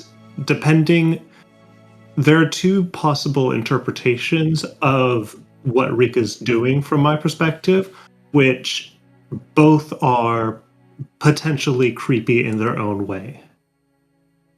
But Yeah, I hope it's the one timeline thing. I just don't like the idea of Keiichi dying in that cursed timeline where, you know, all that horrible shit happened. But then again, I guess the fact that it continued past where Rika died says that it's multiple timelines. But then again, maybe not. Maybe it's like one of those things where you can keep letting it go even after she's dead. But then, you know, after a certain point, you can just come back on it. I don't know. It's also kind of not the point, I guess. But then again, man, that would be a bummer if it's all multiple timelines. I tell you what. But yeah, that's basically it for me. If I remember anything else, I'll let y'all know. But yeah, the gang all getting rounded up and shot was not on my bingo card. Nope. I gotta say, for a series that is so full of torture and gore and murder and all that, there is something especially cruel about just one by one executing somebody with a gun. Like, after we've seen all the shit that Shion did in part 5, after we've seen, you know, like the brutality of Keiichi in part 1, just the emotionlessness of a bullet, it hit so much harder. And I believe Takano waxed rhapsodic about that very topic back in, I think, Minagoroshi. I can't remember exactly which timeline, but she went on at length in the Ritual Storehouse in one timeline about how impersonal death is so cruel, and torture is a loving and respectful way to kill someone. Which, of course, recontextualizes when we get back to torturous death for Rika and the quick bullet for everybody else, including, interestingly, Satoko, who she seemed to be on good terms with otherwise. Not gonna lie, that part where Satoko and Takano were, you know, they were having a good time and just talking and being close. It made me think twice about her role in all this, and then, the end of the arc happens. Yeah, exactly. Like then she conducts an orchestra where people die. And says she's God. And then Takano quotes scripture incorrectly. Takano also speaks positively of Tomitake's death. He's like, you're also becoming immortal in a way. You're being etched into history books here. You're super important. This is a good thing. I see what's going on. We all thought Takano was a true crime podcaster, but actually she was a black-pilled true crime podcaster. That explains what's going on. No. We all thought that Takano was a true crime podcaster, but in reality, she was the true crime. Yeah. It was a true crime podcaster who wanted it to be so real, she had to be involved. Her podcast was just research. You know, there's so many true crime podcasts out there that, like, statistically speaking, it's not impossible someone started a true crime podcast covering something they did. I'm pretty sure that has happened. I'm pretty sure that, like, just with how many there are, I feel like that has to have happened already. That's a fan theory that got batted around the internet for the Murder, She Wrote series. I'm gonna need you. Angela Lansbury's character was behind all the things she keeps solving. I'm gonna have to ask you guys to stop talking about this because you're actively spoiling one of my book plot ideas. I'm so sorry. I didn't realize. Well, it was also a book, but I was also thinking about doing it as a podcast, and then through the podcast, you could infer, like, you know, like Nightcrawler style. Like, wait, how is this person getting this, like, intimate information? Just publish it under a fake name, and I won't realize. Okay. Always. I'll do the common thing of reversing my name, and then yeah, that'll work. My mom was. Oh, it's by Bob. Who's that guy? Good Bob. Damn, this was written by Hatsune Miku? Okay, I will give this a Hatsune Miku should be everyone's pen name. Everyone's the podcast be under Bob Crimes? Yes, absolutely. Bob Verb, and that's it. That's the one. Bob Allen Smithy. Mm-hmm. Armored Golem, you said pop, and I don't know, did something pop on the mic or something? Upside down. It's upside down. I got it. Oh, that's cute. I could do that because I'm no kids, but I am a pop. Pop Bob. That's me. Carrots. Ibs. Oh no, I removed my pop filter. That's also Dob, I guess. True. Dodd. If you want to twist it. If you want to dark Bob, that's me. My Shadow the Hedge Bob. Anyway, I'm gonna stop saying my name because it's weird. All right. That's all I got. Other than, I guess we could commiserate on the, I guess the way the characters react to them dying is such a stark contrast to them victoriously showing up right when Satoko and Rika needed them to. I also love that all the traps that Satoko had laid in the forest not only work, but also fuck up Rika. Which is interesting. It's an interesting thing to point out that the traps that she laid for people who would cause them harm also caused harm to the people that she wanted to protect. Like splash damage. Mm-hmm. Anyway. Interesting. I just want to say the one line that always gets me whenever I reread this part is Rika noticing that she can see her own body and just going, "Oh, I guess I'm dead now," and that destroys me every single time. Just how passively the fact that like they have this incredibly gruesome, gory torture scene, and none of it is described, and all you really get from it is Rika's passively going, "I guess I'm dead now." That fucking destroyed me. Yeah, knife in the heart. Goddamn. Yeah, for me it was also when Satoko was being tortured and she's screaming for her brother. It's like, fuck me, man.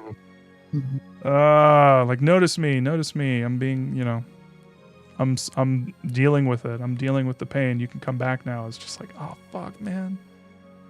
Oh, I'm gonna give everyone in my house Mizawa syndrome with these fucking tears. Anyway, I have Mizawa syndrome. Also, just once more, a shout out to Shion taking the bullet for Sadako. Real one right there. Yeah. Anyways. Well, Gail, I heard you have some, I heard you did some research. Is that true? For the first time ever, Gail did some research. I did, but did anyone else want to talk about other stuff first, in case I have anything that is a repetition of theirs? Because I want to make sure everyone else is. You're a little quiet, Gail. Oh, I'm sorry. I'm talking kind of quiet. Is there anything else others wanted to say first? Because I just want to make sure that everyone kind of has space. Let's see. I have I like guess- one single thing. I can't recall if it was from this part of the arc or from earlier. I'm thinking it was like a little earlier and I just forgot to bring it up. But I collect like quotes that I like for like a little personal quote bot. And one that I got from this arc was Rika saying, "I'm a part of this world too." It's such an obvious thing, but I guess I forgot it a long time ago. And yeah, like there's just God, Higurashi has so many wonderful things, and there's even more Higurashi quotes in my little quote bot from this arc and from the next one too. Like those are the ones where it like really, really hits. It's just I'm worried about the next one, y'all. I'm worried. I had things I want to say, but I know Jan wanted to go first on that side. I also, Talsreal, I did see that you had something on the discussion document. Did you want to go over that? Let's see. I know I've already brought up Ryukishi, and I've been mostly keeping the stream up, so I need to click back over to the document. It's about the puzzle philosophy. Yeah, I think I already did talk about that. That was the bit about Ryukishi saying, "Yeah, the mystery's over. We're done here." Well, not really. Ursula can. Next arc is normal and not emotional. So between Gail and I, our topics both go kind of heavy on different routes. So it's like neither of them are lighter necessarily. Gail, do you want to do yours first or mine? I think you should do yours first. Okay, well, all right. Content warnings, just heads up for mine that I had in mind. It's in discussion of Rika with regards to Hanyu, PTSD, repressed memories, that sort of thing. Content warnings for depression, suicide, murder, torture, and CSA or child sexual assault or abuse. I think the A can go for either one. There's a lot in this part here with Rika that really resonated with me personally, thinking about it and just how it really hits me personally. A lot of it about the patience is not bravery, but I think that is something that I think it's really interesting how Ryukishi can take these things that other people are going through and like rephrase them in a way for them to understand it also, not just people who don't know the situation, but he can also phrase it for someone who is suffering to also step back and be able to see it in a different way. It's like, hopefully he has not gone through this himself, but for me who has gone through some things, for him to have written this and for me to be able to use it to look at my own life, I think is it shows the compassion that he writes with. And I think that's very important. Just looking at the things that she goes through with this constant holding herself back, not wanting to be a part of life, not being able to feel like she can be part of life until everything just happens to line up. She can't put herself out there to make it happen because if it doesn't, that's going to hurt worse. If she tries and it fails, that hurts worse than never trying at all. She doesn't want to get her hopes up. She doesn't want to be a participant, just an observer. And there are different interpretations of Hanyu here, I think, but one you could go with is Hanyu as being like the part of herself holding her back, of being like, no, don't try. That's going to hurt if you try and fail. If you do that, I'm going to be left alone without you. I need you, like that part is glommed onto you. And it doesn't want to remember the bad times. It just wants to remember the good times, but also doesn't want to be hurt so much to actually fight through the pain. It wants to block that out, just not acknowledge it, and just kind of become very passive. And then if it happens, if the miracle happens where you can actually make it work, then that's great. Just keep waiting. Just accept that you probably won't, not this time, but maybe eventually. And kind of tamping down on the sadness and the feeling of like, I want to stay here. Everything's great. I want to be in this world. I want to fight to make this world good for me too. I want to survive in this world, kind of pushing back on that reflexively, like that, no, that's kind of childish. That's like a child wanting their birthday to go on forever, or a child wanting their vacation to go on forever. You can't always have good times. So you should just accept that things are going to be bad and just allow it to happen and not fight to stay in the good times. I think you could read that good or bad or like positive or negative in terms of, is that effective as a voice in your head of like, yeah, you shouldn't expect to be good all the time, but also when it's so fatalistic and pessimistic, it can also be a negative thing. And that is a mindset that I think people with PTSD really struggle with. And especially with the bit about her preparing for her death, we talked about this a little bit earlier in comparison to preparing for suicide. The terminal illness thing is also a very good comparison, I think. But with suicide, it's like no point in telling friends the inevitable. It's like, I'm going to die anyway. Why should I hurt them before it happens? Why should I try to tell them this when I know that they can't fix it? Sure, it worked for Satoko. It worked for everyone else. They all had their miracles, but I'm different. Something makes me inherently different. That's the feeling of feeling like, no, it won't work for me for this reason. I'm not like them. I'm not a person like they are. There's that illogical sometimes feeling of, no, it just won't work for me. Even though I just saw it work for them, it's different. And feeling like, of course, there's nothing they could have done, but it sucks that they're going to feel like that they could have done something. And almost trying to protect them from that feeling of drawing back, making it hurt less for them, not wanting to think about the consequences. I think that's a very real feeling as well. And just to reiterate, this is kind of to go more into the CSA topic.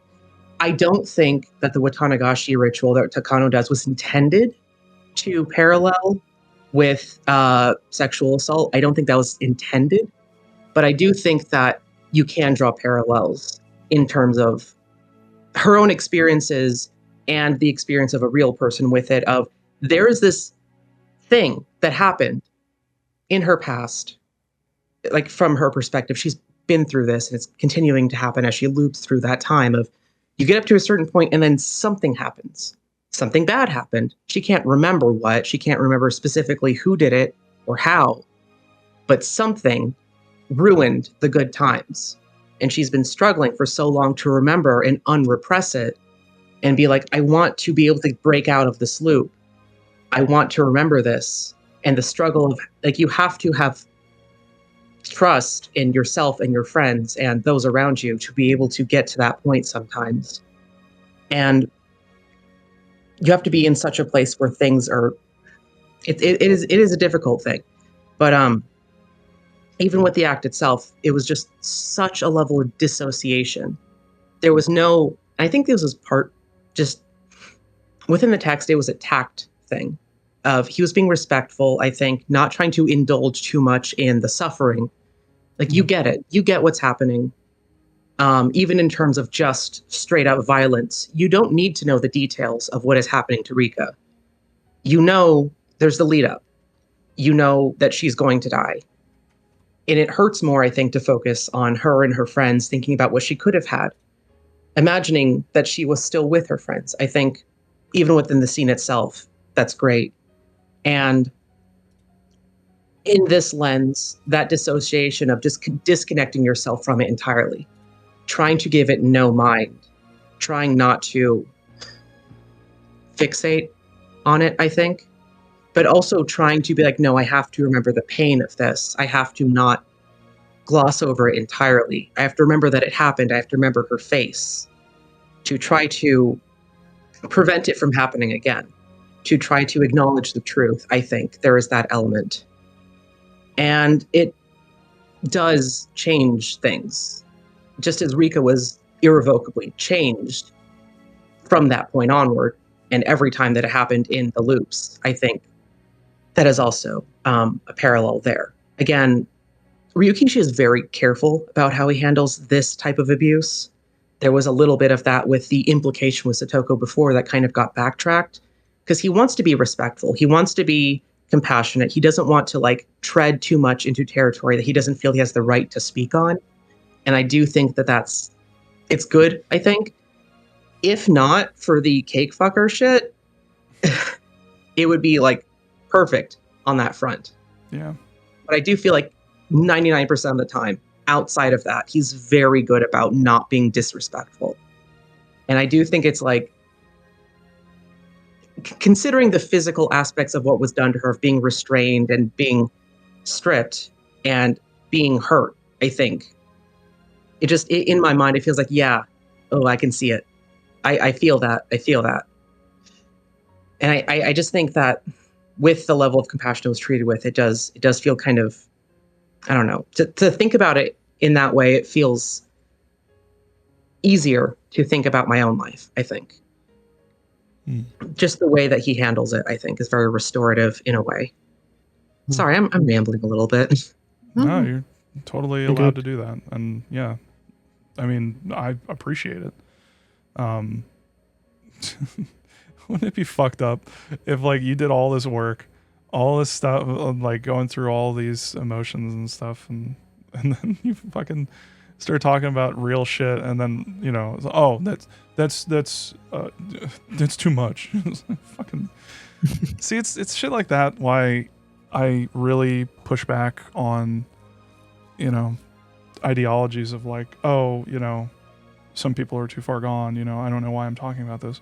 But like, especially in moments like with what Rika's going through, it's like it's just a person trying to reach out and, get some semblance of like hope for for living their life or just being alive in general. And then you have people with certain ideologies who are just like, oh no. Like, no, they're too far gone. You're gonna hurt people if they stick around. It's like, shut the fuck up, man. Like, just. Yeah, I think Ryukishi's very good about engaging with empathy and like saying, no, you should still try. You should still think. You should still care. And I think he's good about writing even terrible people well. Like with this, like I still love Takano as a character, even with all this. Cake fucker did show up to Satoko's, hearing. So even the otaku who clearly just, including the one who said that shit about tying her up, still showed up. So it's like, oh, fuck, man. I'm of two minds about that. One, thinking about it critically. The other, throwing it in the garbage and forgetting it ever happened, much like Rika. But yeah. Anyway, thank you for listening to that. I hope I didn't go into it too much or say anything that was too much to listen to. No. I know that Murder Bear also had another angle on a similar topic that they wanted to get into. Yeah. Use the right pronoun there. Yeah, that's fine. So I wanted to talk about something similar, which is, to me, while I see sorry. I think it's easy to read Hanyu as being like an element of Rika's depression or, things like that. But for me, I kind of see it more as being Hanyu being another aspect of Rika, that being this childhood innocence that she felt she had to seal away. And part of this is I feel that Rika shows she shows signs of complex PTSD, specifically, the type that emerges from repeated stressful incidents in childhood. This is one of the things, I don't really read Rika as being an adult in a child's body. I see her as being a child who felt that she had to grow up due to her experiences, that she had, repeated stresses forced her to feel that she had to be a grown-up. And Hanyu, to me, shows elements of learned helplessness, that she feels she can't do anything. And this ties into what you mentioned about, like she could just follow Takano around. She could just do all this stuff. But the thing is that involves an element of willingness to break out of your mindset, a willingness to break past that mental block that you don't have. And I kind of feel that because I feel a similar thing happened with me, where nowhere near the same extent as Rika did, but in childhood I went through a lot of stressful situations that really resulted in a feeling of I can't do this, I can't do that, to the point where sometimes even something as easy as just, oh, I just need to fill out this form, oh, I need to send this email, oh, I need to do something like this, feels insurmountable because you feel like this isn't going to succeed, this isn't going to work, so why even try? And so I feel like with Hanyu, you have this real sense that like she's so conditioned as both an aspect of Rika and as, you know, like herself, she's so conditioned to this idea that she can't affect anything, and that this is shown to be not true, and it will be continued shown to be not true. But that's the thing, is that just like that simple task of, oh, sending that email, filling that form, it took me 10 minutes, but I wasted months, you know, like not doing it. For Hanyu, you're like, yeah, it would be so simple, just do this, but she can't. She can't because she knows that it's not going to work. And what's interesting is that Hanyu comes across as pessimistic and fatalistic of Rika, but Rika is in turn like constantly verbally abusive of Hanyu. And if you consider Hanyu as an aspect of her, it is Rika shouting at the part of her brain that isn't doing what she wants, like what she wants to do. It is, why can't you just work? Why can't you just be on my side? And it's like, you need to accept that part of you that is hurt, that is flawed, that is trying to defend itself, and understand that like both that and the part of you that wants to help, like that wants to escape, that wants to move on, are the same part, are aspects of the same identity. And you know, like to me, that's kind of when Rena is talking to Hanyu, she's not necessarily saying, oh, you outsider, you help out. She's still saying to Rika, there is a part of you that refused to believe that this could happen, that refused to believe that we could help. And so I just feel like Hanyu reads as a defense mechanism that has gone so far that it's, you know, like actively hurting Rika. You know, if that makes sense. I'm sorry if I'm rambling, but like No, you're I not. think that makes sense. I think Yeah, the read of Hanyu being, I don't know, maybe this is putting words in your mouth, but I'm just like reading Hanyu as like an intrusive thought, maybe. Kind of a mix of intrusive thoughts, but also like because Hanyu is genuinely childish to Rika's like manufactured childhood persona, and I feel like there's an element of simultaneously as Hanyu is the inner child that Rika sealed away, Hanyu is also the defense mechanism that Rika developed. Because the Rika that we see is somebody who wants to fight back, wants to like push past this, but is also the what was I gonna say? It wants to fight back, but is also somebody who has so distanced themselves from the idea of real emotions, of like feeling anything, that they just are completely disconnected from the moment. And Hanyu is the Rika that was lost 100 years ago. Just to add on to that a little bit, this is honestly just me, like, because I've been spending like all goddamn week on some like beginner biology and chemistry stuff for school. But there's a thing in the body called like feedback mechanisms, and like there's negative and positive feedback. Negative feedback is when your body is like out of homeostasis. Negative feedback is trying to basically correct and get back to it, like the way that you like sweat. That's an example of negative because it's trying to cool the body down. Positive feedback is when when the body is trying to basically get further away from homeostasis to sort of speed up the process of regulating. It's like there's not too many examples of it because very often or fairly frequently positive feedback can just end up fucking you over. but yeah, like one example that we had in the book was like childbirth, because it the way it works is that the child is pressing down on the uterus. That causes the uterus to contract and then release chemicals that say, hey, you should contract more. And that's why contractions happen as a way to like further and speed up the process of birthing the baby.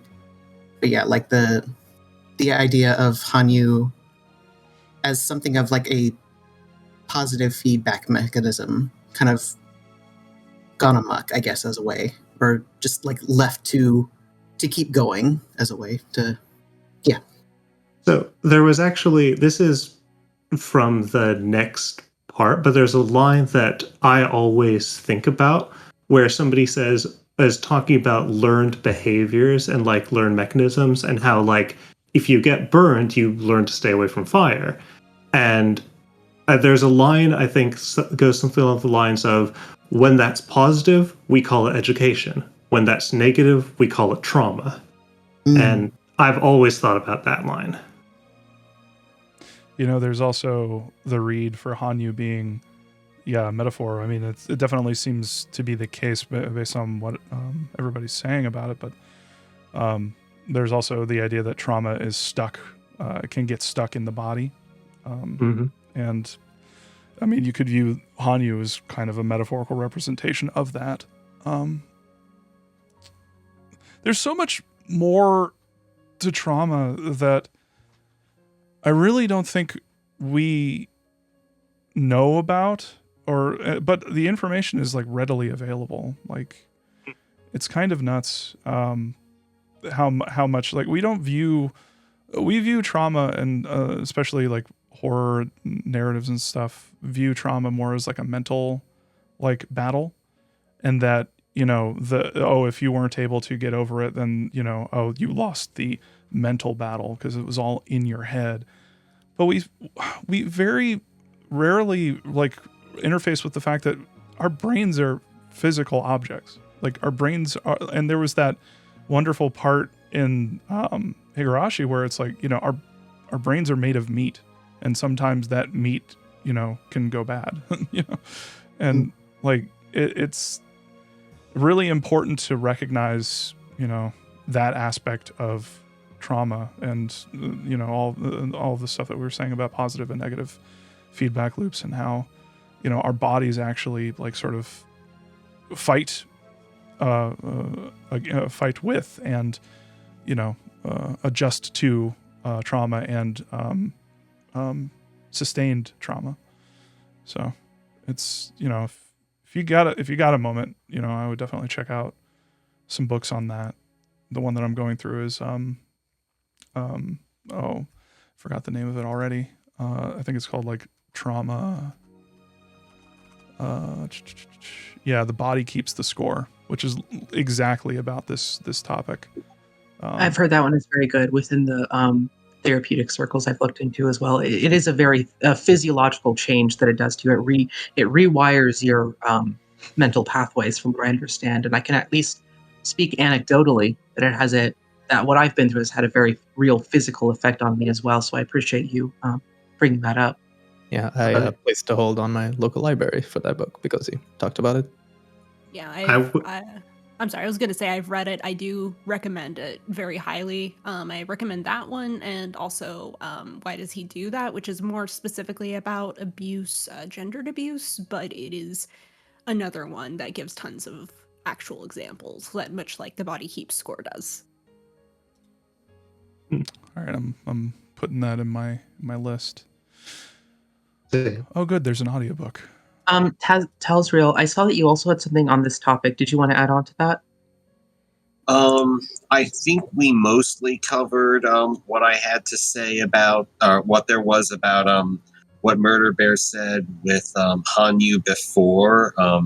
I guess the only other thing I might add to that, since we've actually been talking about it, was to highlight the one scene in the early part of chapter 12 where Hanyu, for once, Hanyu actually gets angry at Rika. Rika, even that early in chapter 12, kind of leans on Hanyu not pushing for the miracle, and she just snaps back. To do what? What do you expect me to do? I can't do anything. And just, it's notable because Hanyu just kind of fades back pretty much whenever she really gets pushback from Rika. And it just seeing her snap like that was remarkable. Yeah, it's definitely sort of hitting home the idea, the learned helplessness aspect of it. Yeah, it's very astute observations. Well, like, just to add into that, I've definitely had a lot of moments like that where people have asked me, like, why can't you do this thing? Why, like, it's so simple, why can't you do it? And having to explain to them, I don't know why I can't do it, I just can't. And like for Hanyu, it is, yes, this would be so simple, but I can't do it. Like, there's nothing that I can do here, stop asking. Yeah.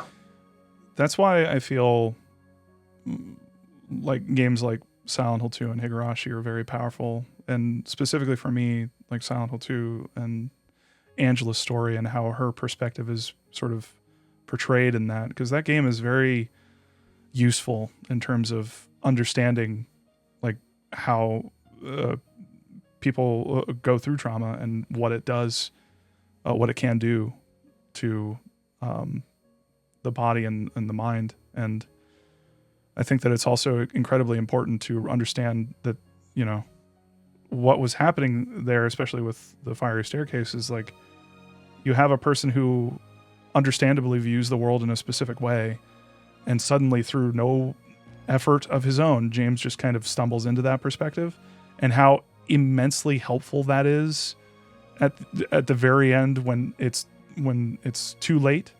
But still, that line, it's hot as hell in here. Oh, you see it too? It's just like, there's something so powerful about this idea that, in order to really help people, you have to really get into their head and get into, like, in a lot of cases, you can't, it's not a one-to-one. You can't do it. And I would dare say every case, because it's just, people work, empathizing with someone is different than like, or sympathizing with someone is different from like empathizing, and like, being completely the same as another person. That's like a physical impossibility, but at the same time, like, we can try, we can try to meet these perspectives and understand them from the way that they're being seen by the people who are seeing them. And there's something so powerful about trying to do that, to giving a shit enough. Why communication is so important. That's really being stressed here. Exactly. And when you disrupt those lines of communication, that is a recipe for fucking disaster. Like, that is, it's so fucking terrible. Anyway, it's why, I don't mean to constantly fucking talk about this shit, but like, it just makes me mad. It makes me mad that there are people out there who don't want to view these perspectives as valid. They want to just throw them out. They just want to throw, human beings in the trash as lost causes. And it's so fucking wonderful to have a game like this, like Higurashi, to just completely flip that around and just say, no, actually, You matter. Like, everything that you do, everything that you say, everything that you put out into the world matters. We matter. And to have that come through Hanyu, it's good shit. It's good shit. Getting fucked up again. God damn it. I blame the infection. But yeah, it's just fucking, it's powerful shit. It's powerful shit. You know, I have people asking me like, hey, I see you're streaming Higurashi all the time. You want to, should I check out those or should I play the game? And I'm like, please play the fucking game. Please play the game. Like, no amount of cake fuckery would get me to not recommend this. I will warn people about the cake fuckery, but like, I've never played a game like this. I've never had a story, you know, relate to these aspects of, you know, being human in the way that this game has. So. Sorry, I was gonna say, I love how much your perspective has changed since you did the stream of Arc 1. And just like, you know, in that stream going, oh, I don't know if I could recommend this to people. I'm really interested in the story, but there's just so much. And then I think it was the Arc 3 stream, you were just like, everybody needs to play this game. Apologies to your to your free time, but Gail also had some really interesting thoughts about Hanyu in regards to the previous topic that I also wanted to make sure that we could discuss as well. Sorry to cut in, but I just wanted to make sure Gail also had their turn there. Yes, I want to hear Gail talk. Doesn't everybody? No, I'm sorry. Well, actually, yeah, I had something on the Rika Hanyu thing as well, which is talking about Hanyu in the context of maternal and parental abuse. If y'all remember in episode 6, some of the tips are diaries from Rika's mother, and they literally describe like Rika's mother very much resenting her and even physically abusing Rika. Right. Yeah, I was actually thinking about talking about that at a certain point. I'm sorry. Go ahead. No, absolutely. And it's very clear that Hanyu ended up having to take over the role of a mother for Rika over the course of her life. Like, maybe in the very, very first loop, she had some of a relationship with her mother, but the more she looped and the more, like, she lost time, basically, moving forward, like, she lost that relationship with her mother, and her mother began to mistreat her more and more, to that point where it's like, of course, she doesn't care about her mother dying. Of course, it doesn't matter to her why or how it happened. And the way that Hanyu treats Rika feels like you could read it as this allegory for the ghost of the abuse that Rika's mother put her through, in terms of the way that Hanyu, when she isn't just acting like a child, is always kind of like reminding Rika, well, you know, this is just the way it has to be. This is just what you have to accept, holding her back from doing what she wants to personally be doing as a person, holding her back from being anything but a child, quite literally, because Rika's mother was constantly framing her in this idea of like, you're too adult. I don't like this. I hate that you know how to cook. I hate that that people say that I did this when I'm just a horrible mother, and I hate that you make me feel like a horrible mother. Rika's mother became very fixated and self-obsessed with that image of her own failures as a mother, and even when Rika was trying to make her mother proud of her, it just made everything worse. And the way that Rika lashes out at Hanyu, you can see that so clearly, is like the way that she wasn't able to lash out at her own mother, because Hanyu can't hurt her physically. She can't hit her. She can't beat her like her own mother or father did, to punish her for doing things that weren't even really her faults. It's something that's such an undertone of matters. Like, I think I mentioned last episode that the stuff with the Child Consultation Center is also about how Rika has been failed. And it's like Rika and Satoko have both been through physical and parental abuse. They've both been through that sense of complete sort of dissociation from the idea of adults as power figures who are actually willing to help them.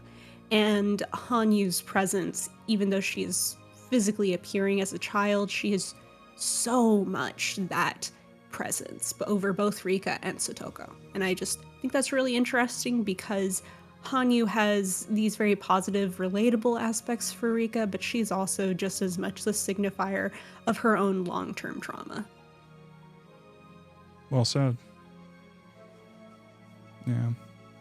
Right. And that is like how she kept saying, like, oh, the way you're acting is like a child would act. Oh, well, you wanting to stay in this world, that's like a child wanting their birthday to go on forever, kind of minimizing it and kind of treating it as though it's an unreasonable feeling in a way. And I think that is very much in line with what Gail was saying. Yeah, definitely. Oh, man. Did anyone else want to add on in the topic?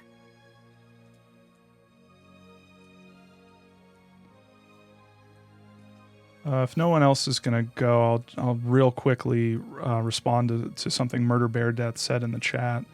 Murder Bear Death said, quote, "I love how we can all have different interpretations of Hanyu and what she is," unquote. And yeah, I mean, I totally, that's great. That's what good art does. Like that's, everyone coming with their own perspectives to this piece of art and just sort of reacting with it and then communicating what they're seeing and how it relates to them. It's like, that's the point of art, is to connect with people, is to talk about it. And that's why I get so weird when like people are like, oh, don't be negative. It's like, well, me being negative is another way of communicating how I feel about this stuff. And if you're gonna throw that out, then like you're also, by the same token, able to throw out all the good things that can be said about art. And it's just like that. The whole point is to talk to each other, to communicate, to relate, to connect. And it's like I don't know. It's frustrating sometimes when the conversation around it is just purely capitalistic, purely about like, oh, if you say a bad thing, then that means that it won't make as much money. And it's like, that's not what the point of this ever has been or should ever be. Like, honestly, if I had the ability to, I'd do book clubs for everything. Like, for even, I just want to hear what people are thinking, what they're going through and relating, and what they're understanding about, art and media. And it's just, it's just great shit. It's good shit. I think you're a really good reader. I think you're very empathetic and compassionate. I think you're going about this in a very good way. Yeah. Same. Oh, thank you. I am. A lot of When They Cry readers do not put in this much effort. I just want to say, man, it's awesome what you're doing. A lot of writers of games don't put in this much effort. Like, I can tell. Like, that's the thing that I could tell pretty quickly about this story, is that the person writing it gives a shit. The person writing it has something to say about the nature of being alive. And I resonate with that, immediately. It's just like, oh shit, this is my fucking shit. So anyway, which coming from, so many awful, and not even awful, just purely banal fucking experiences. It's really, Higurashi is extremely a breath of fresh air for me, especially right now as I'm toiling in the research minds of the worst of what humanity can do.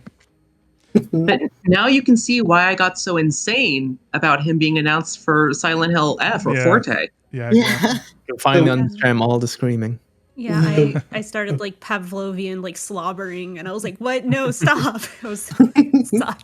Yeah, exactly. I really hope that he. Go ahead. I was just gonna say, the way I've described that and the Silent Hill 2 remake to people and my expectations is, the worst that Silent Hill F can be is good. The best that Silent Hill 2 remake can be is mediocre. And forgettable. Like that's for me. I will take a good, if not fantastic, Ryukishi game over a completely forgettable, soulless remake any day. Right. Yeah, same. And honestly, I won't get into it. We're talking about Higurashi. I could talk all day about a certain development team. Anyway, that shall be not named. Hi, how you doing? Thank you very much for joining. You're stealing more money from numbers. My apologies. I gave numbers a little bit extra. I didn't know exactly the cost of that game. I threw a little extra just to cover my butt in case I slipped up later. But does anyone else have anything else to say? Want to talk? I definitely do, but I just want to be sure that everyone else is good on it. I do know Ruby wrote some thoughts in the That's right. Yeah. doc. I noticed that on the political discussion parts that I had put up, and I'm going to mention that in as well. Then I would say take it away if no one else has anything. Yes, Yeah, I go for want to it. hear Gail talk. Okay, Politics so time. Let's go. if anyone has any questions at any point or anything they would like to cut in with, please feel free. This is. I have a question. What's I have your a question. Is Higurashi apolitical?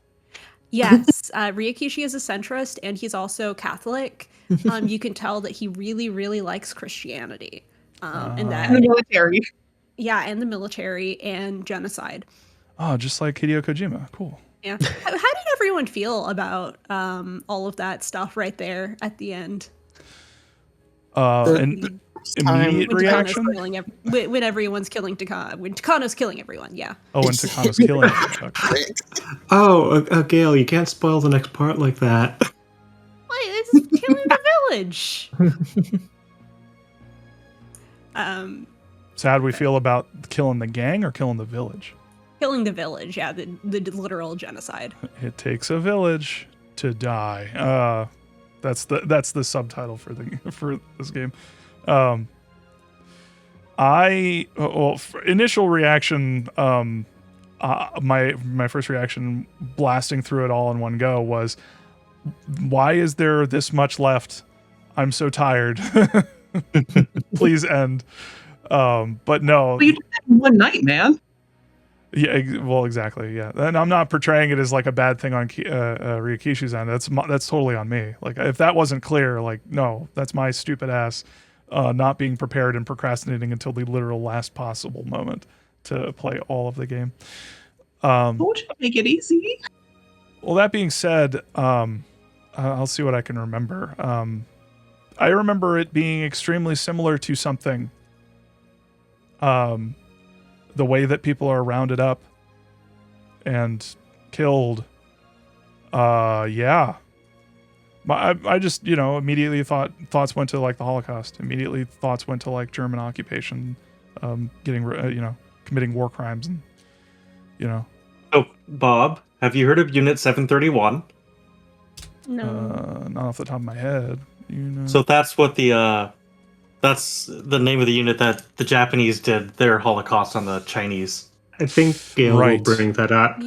It's not even a Holocaust on the Chinese. It's much more complicated than that. Yeah, it was brought up in episode 2 and whatnot. See that? It reminded me of what was Red Candle? Devotion. Yeah. Are you talking about detention? Detention. Yeah. And what was detention the name? is It was the white. What was it called? White Terror. I White believe. Terror. Yeah. Yeah, White Terror. Yeah. Yeah, the KMT coming into Taiwan after the communist parties won in China and basically pushed them out. And in the immediate aftermath of the Japanese populace being pushed out of Taiwan as the Japanese colonialization ended, they were immediately sort of like swamped by the KMT, which was very bad all around. Sorry, that's not related, but... Also, I want to apologize. I shouldn't have said Holocaust there. I should have said medical war crimes. Oh, yeah, no. I used so many thoughts about 173 that are too much. They're so good. Right. 173, not 731. I'm dumb. You're not dumb. No, but Bob, you were also saying stuff about this. I just wanted to hear all your thoughts on it and anyone else. It is 731. The 173 is the chemical in Higurashi. I'm so sorry. Thanks. I'm getting things mixed up because I have those both in my document. It's an intentional reference, I think. Exactly. Like, that's why I'm saying, because it's like, really? Okay. All right. A direct reference to Mix up is understandable. Yeah. Mhm. reference, the mix up to the to what I am assuming is a clear reference to 731. Yeah. Hmm. But yeah, initial thoughts, just fucking awful, fucking terrible. The way that the old man falls, and then his wife goes to be like, what's going on? And then she falls, and just the not even the brutality. There's like it's that level of Takano-ness of like just being just complacency with what they're doing, with just like this terrible thing that's happening, and how they give more of a shit about people fighting back than what they're doing, and they give more of a shit about someone using fucking scripture incorrectly than the fucking, like, how fucking CinemaSins can you get? Like, not that's kind of a fucked up reference. I didn't mean anything like weird about that, but I'm going with the being pedantic about like, this isn't the best place to use that scripture, ding, bullshit like that, like while in the middle of murdering an entire fucking town, like, Jesus Christ. Anyway, so yeah, those are my thoughts. I was thinking, at least with mine, of like, I think I did kind of appreciate the way that it showed that there was a mixture of motivations. Like, clearly there was a bunch of people who were going along with it because they thought that they had to. Right. Like, that does not let them off the hook in any way. Nope. But there's a lot of feel like, if we don't do this, it's going to be so much worse. Like, going off with others and thinking like, I have to do this. And like, the Nuremberg trial. Yeah, like, clearly people at part of it feeling like they don't like it, but they think that they have to, and asking, God for mercy with that guy doing prayers and being like, thinking like, I must do this. It is a terrible thing that I must do. And then you also have Takano being like gleefully enjoying it. Because I do feel like in these real instances, there's a mixture of like, there are people who think that they have to, or have been tricked into doing it, and those who actively enjoy it. And there is a mixture of that. I think it's good that he's not showing everyone as being the same level of cartoon villain. Yeah, and that's one of the things that really, I don't know how I feel about it, but yeah, Takano at a certain point just straight up becomes a cartoon. Mwahahaing, doing her evil anime girl laugh. It was her conducting like an orchestra. Yeah. The funeral like, hymn. Okay. Yeah. That was like a little too much to me. It was, yeah, but at the same time, it's like, I guess there is a level of goofiness that I appreciate in what is an all around just absolutely devastating chapter. But yeah, no, it's like, I don't know how to reconcile the goofiness with the seriousness, other than it's there. Anyway, sorry to add that in. I just wanted to say that I appreciated that as my insight. So go ahead with the rest of it, Gail. Okay. If that's okay, sure. Okay, so lots of complicated stuff going on here that we cannot even really fully cover here. And this will be coming up a lot more in episode 8. Episode 8 continues to be very apolitical. So, first thing I wanted to hit off with here was GHQ, as it gets brought up within one of these chapters. That is referring to American occupation, which is when MacArthur was appointed the Supreme Commander of the Allied Forces, which was referred to as like general headquarters by the Japanese populace. This went from 1945 to 1952, and at first, what they were trying to do was demilitarization and democratize. I'm really good at knowing words. Thank you so much. No problem. They did a lot of, like, the thing is, in degrees, there were good things that were done. In other degrees, there were very, very bad things that were done. Like, for instance, one very good thing was they dissolved the zaibatsu, which was effectively like monopolies in Japan. However, these rich families, which a lot of them were rich because of literally pillaging China and Manchuria, we're still able to support the conservative allies and politics regardless of that. And even with American occupation, almost all of them were a broad variety of like some of the top war criminals were released by the end of occupation and even before, as the Korean War and the Cold War were beginning to come up, because America realized, oh, hey, we really need help here. We need an ally that's in that area. And Japan ended up being a huge contributor of supplies to American forces during the Korean War. They essentially completely reversed courses from what was meant to be like an aid of reconstruction towards not doing that. And you can see that most with the slow formation of the Liberal Democratic Party, which that didn't form until 1955, which was 3 years after occupation ended. But it was a merger of the Liberal and the Democratic parties, which were both nationalist, far-right parties that were formed immediately after World War II ended, because the other things were supposed to be dissolved by American occupation. Basically, the same people or their allies came in and just made new parties under different names. One of these is Associate War Criminal and future Prime Minister Kobusuke Kishi, who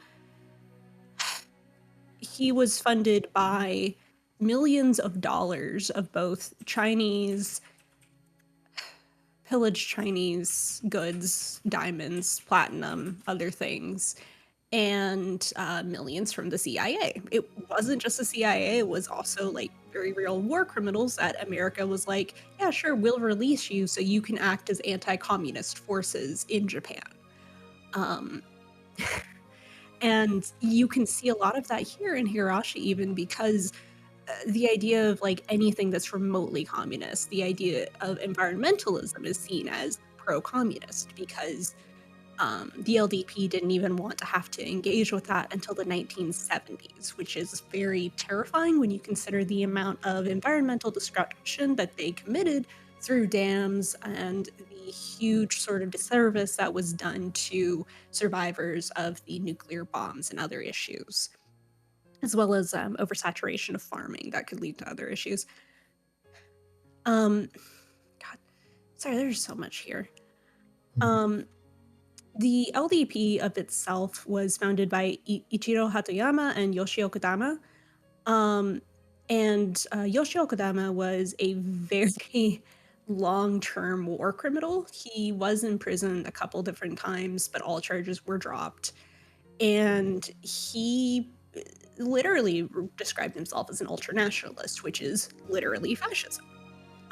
He was involved in tons of far-right activities in Japan and Manchuria for years. He collected and was essentially one of the soldiers and people that paid soldiers to pick up protesters and imprison or kill them. Hugely terrifying things. After he was released in the, I think 1950 or so, from his war criminal stuff by America, he literally just used his entire fortune to like fight against labor rights, fight against communists and anyone who might sympathize with them. But 1948, he was released after only 3 years. That's it. Class A war criminal. Sorry. He was already Wow, laughing at war criminals. Yeah, I am, yeah. Mm. He was influencing politics in Japan as early as 1948, which 4 years before occupation ended. Within 3 to 4 years of occupation starting and them being like, we're going to demilitarize Japan, we're going to improve stuff, we're going to get rid of the monopolies, we're going to make we're going to kind of help out with making sure that women can vote now because they legalized women voting with the new constitution. Oh, there's tons of really good things here, freedom of press. Okay, cool. Actually, we need to reverse course and we need to make sure that you can be our military ally, even if we've technically made it to where you can never have a military force outside of your own country. And that is something that is very relevant here, specifically because the discussion that they have when they're trying to convince the prime minister to agree to the destruction of Hinamizawa. They are talking about a few different things, such as the fact that Japan isn't supposed to have nuclear weapons. They don't really want nuclear weapons. They're talking about the generational differences because a ton of the people in Japanese government, all the way up to the 80s and 90s, were born in like 1900 or the late 1800s, and they had been in the politics, and they were literally ultranationalists who came into Japanese politics for the sake of trying to bring back real Japanese values and make Japan an empire again, and to bring back the emperor as the main power. These people became prime ministers. They might not have gotten everything that they wanted, but it still happened. The fact of how they treat innocent lives as a sacrifice for maintaining political power, when they talk about, and this is like literally from the text that I'm mentioning here, they talk about it being a great advantage for opposition and that Tokyo will also criticize them, which would force the prime minister to resign. This feels like it could be a reference to the 1960 Anpo protests, where the prime minister of that period, when he was trying to get the US-Japanese security treaty signed, tons of people were protesting against Eisenhower coming to Japan, tons of socialists specifically. The prime minister literally brought on Yakuza and other far-right people to help the police in beating and trying to push back the protesters. The protesters died, and he was forced to step down because it looked really bad. Though they still succeeded and the treaty was still signed, they always kind of knew it would, but it did cause some destabilization. And they're worried about that happening now, like 1983, because that is still kind of like an issue of potential destabilization. If they stop believing in the LDP, because the LDP only maintains power through presenting themselves as being apolitical. I should actually made a note of this. The LDP characterized itself as a national political party, an advocate of pacifism. They reject communism, they respect the parliamentary system, they're progressive, and they want to realize the welfare state. All of these are lies. Except National Political Party and rejecting communism. Those are very true. Everything else is a lie. They actively stated that having no systematic philosophy and ideology is a strength of their party, which is fascinating because it means that they can constantly steal the successes of the communist and socialist parties in Japan, while also essentially presenting themselves as having no politics. They don't care. They're just a political party, you know. They actively stole the support of businesses who were supporting the Japanese Communist Party by basically bribing them, saying, "We'll ignore if you have tax evasion," which is interesting. And another interesting thing is a 1957 case involving compensation for people who lost their homes due to the construction of a hydroelectric project, which means a dam project, which was very prevalent. There was a fraud issue involving that where LDP politicians just basically stole the money. So you see all of these ways that the LDP is related to constant issues that come up in Higurashi in fascinating ways. Kind of going back to the issues of that discussion that they're having when they're trying to convince the prime minister to sign it. They say that Japan is finished if opposition wins control. And this is a direct quote: "The balance of power will shift dramatically if the second and third parties form a coalition government. The whole world would hold us responsible." This is specifically in reference to the 1955 system of government that the LDP used to take control. There used to be a lot more, much smaller political groups in their parliament. Prior to that, from 1945 to 1955, and even prior to that, you could like lots of very, very small ones and like a couple that had more power, but all of the small ones basically led to broad range. And in 1955, the the coalition of the Democratic Party and the Liberal Party essentially gave them complete control. The Japanese socialist groups and parties, they tried to also collate, but this led to essentially what was at max a three-party system of the LDP, the JSP, Japanese Socialist Party, and the independents. So when they're mentioning here if the second and third parties form a coalition government, the whole world will hold us responsible. That is a direct reference to we can't allow the socialists to take over because we're in the middle of the Cold War and we'll look really, really bad. We'll lose the support of America. It's very interesting to me. I'm sorry. No, don't be sorry. It is interesting. It's fascinating. Okay.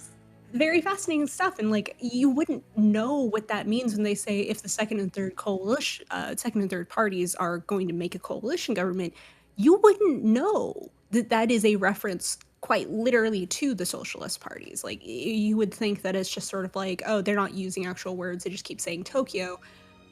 But then again, it's like when they talk about Tokyo, they're talking about the LDP. He never mentions any specific prime ministers, but he does. But the prime minister of the time period of Higurashi in the 1980s was Yasuhiro Nakasone.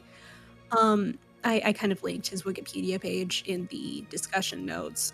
Essentially, he was in politics since the war period. He wanted to get rid of Article 9 from the Japanese Constitution, which stated that Japan could not have a military force for the matters of international war disputes, among other things. Wanted to reform the ideas of nationalism with a greater power and reinstate traditional values in Japan.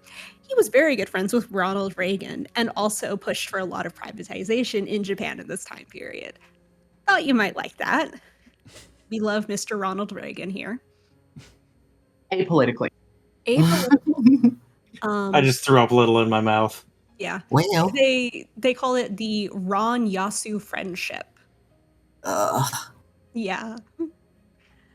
Why is it? It'll sound like a shipping name. There's so much stuff. It is so hard because I would love for everyone to know about all of this stuff because some of it is like very darkly funny. And then other things are like, holy shit, this is so depressing. Mm-hmm. And still following up kind of on that scene, because I love that very short scene of the Prime Minister and everyone else talking.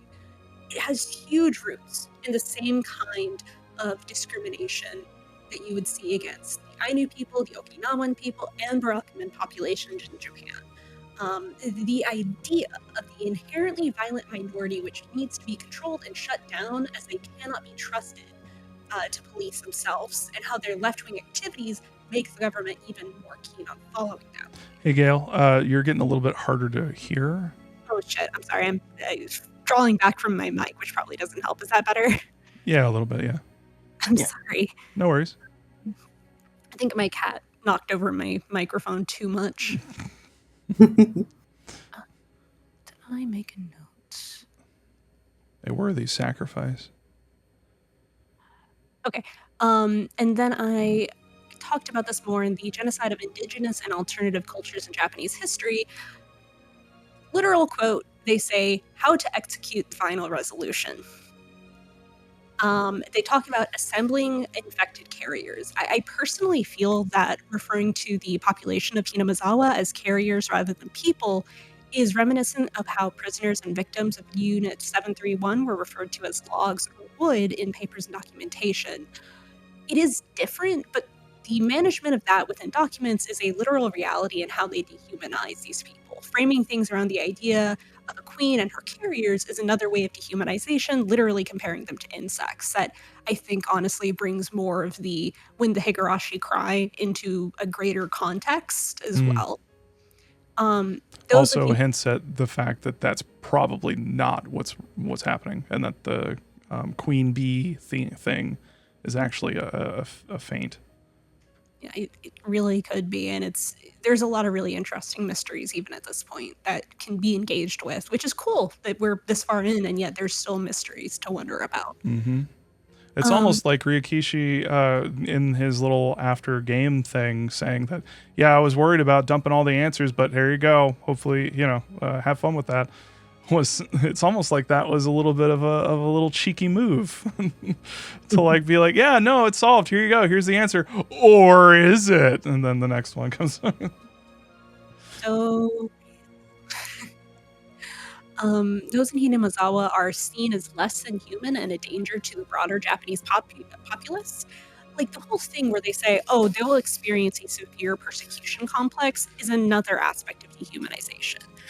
Taking this sort of this sort of tack that is blaming victims of discrimination for their own discrimination. If you didn't have such a persecution complex, if you weren't so violent because of how we treated you, then we'd like you more. Then we wouldn't have to do this to you.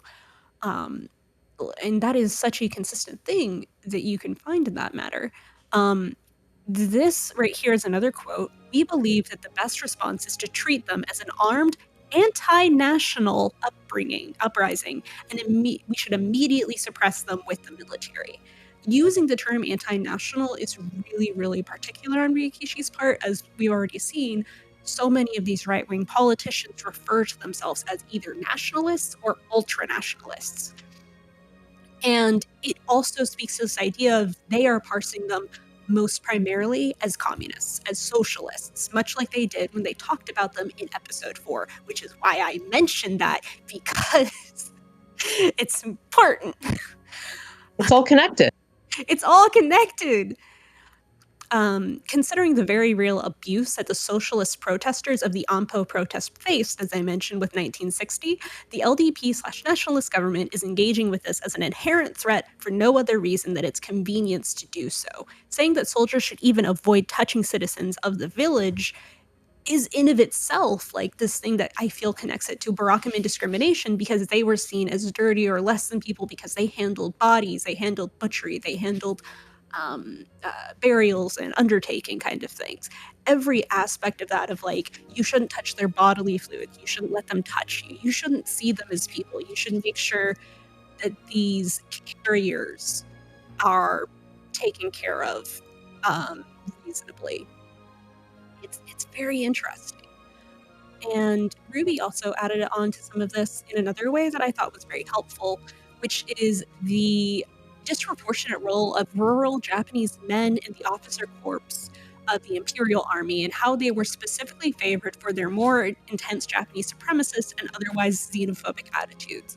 Specifically, the relation of Hinamazawa syndrome and the paranoia and distrust that it caused were specifically attributes sought out by the Imperial Army in the 30s and 40s as a way of directing the army to take more radical actions to further strategy of conquest and domination of Asia. And I myself, and that's, like I said, that's from Ruby. Very, very good point.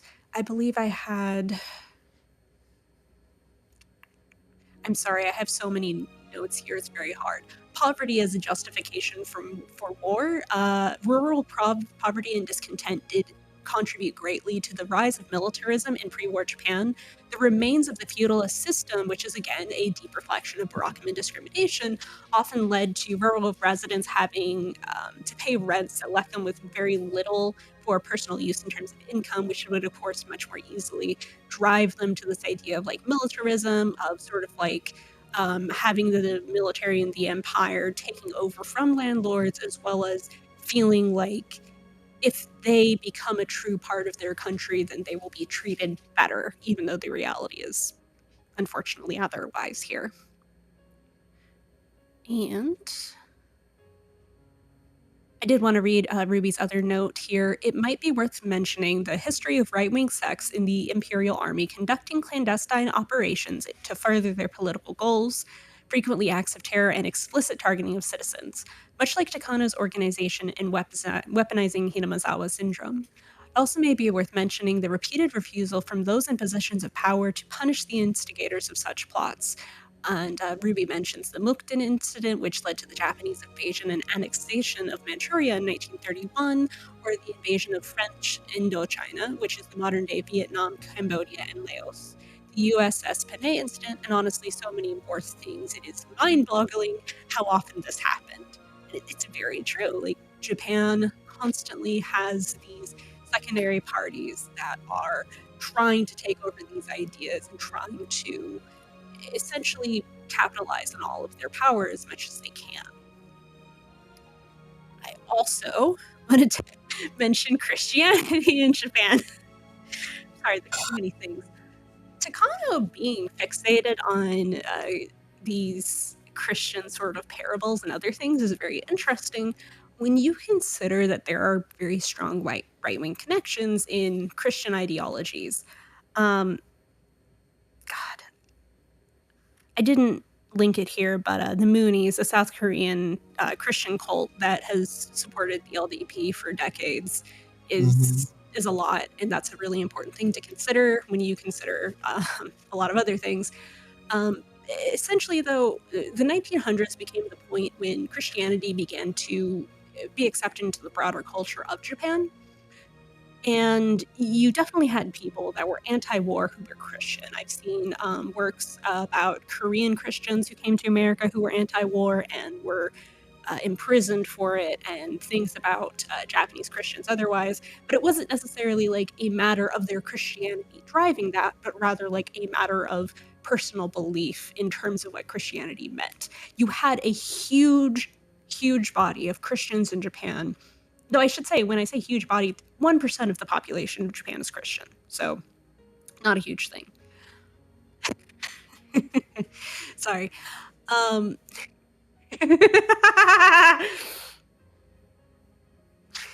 apologize. This is very awful to me. Japanese Christians who went along with World War II were consolidated into the United Church of Christ in Japan.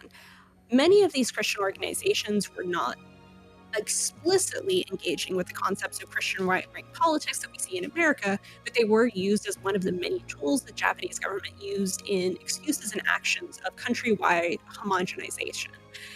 You can see so many aspects where Christianity is merged with Shintoism in Japan, and Shintoism itself was utilized by Imperial Japan to justify the idea of the empire's rule, of course, which is super complicated in and of itself. But connecting Christianity to that further, you can see why and how Takano is able to both discuss these ideas of a god and the Christian parables at the same time as she herself is framing herself as capable of becoming a god. Those are very tightly intertwined with Christianity and Shintoism becoming essentially homogenized in Japan. The utilization of it in right-wing politics is often connected to that idea of there is only one god, but also we are the chosen people. So it is very frequently, when you see it in the most mainstream, kind of connected to those issues and ideas. And Ursula Cat saying, I wonder if this Christianity has anything to do with the Catholic girls' school Shion went to, if that was a true coincidence. Catholic girls' schools in Japan are a huge issue, and they're often used in that idea of like training girls to become proper wives that you could see popping up essentially in the aftermath of the of World War II. And as more regular, because it was American occupation that sort of like installed a more American version of schools in Japan. And you would see like a lot of like quite literally Catholic and Christian teachers going over to Japan, both to proselytize and become teachers in sort of the space where there wasn't a lot of adult potential for care due to how many adults died in Japan in World War II. It is very, very interesting. And you can see a lot of that repression in terms of how Christianity is approached as paralleling the way of like Japanese repression against a girl like Shion. That's a lot. But that one's also very interesting. I'm sorry, I'm just trying to make sure here. Human experimentation history. Unit 731, we've discussed a little before, so I don't feel the need to directly discuss it here outside of the fact that it is very clear that Takano is doing the same exact things. She's justifying the same exact things, and what she does to Rika is almost certainly influenced by the history of Unit 731.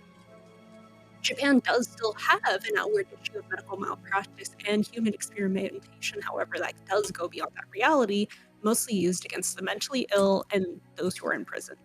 And the fact that you see a lot of issues in terms of the way that the people of Hinamizawa are seen as lesser or they're seen as inherently sick, you can kind of see why they might be able to so easily justify the experimentation upon them, especially like with Reina and how she's in the hospital and she's seen so negatively in that way. But I think that's the majority of the thoughts that I have for this part. Sorry for going on so long. If No anyone worries. has questions, just let me know. Would love Do to. not apologize, Gail.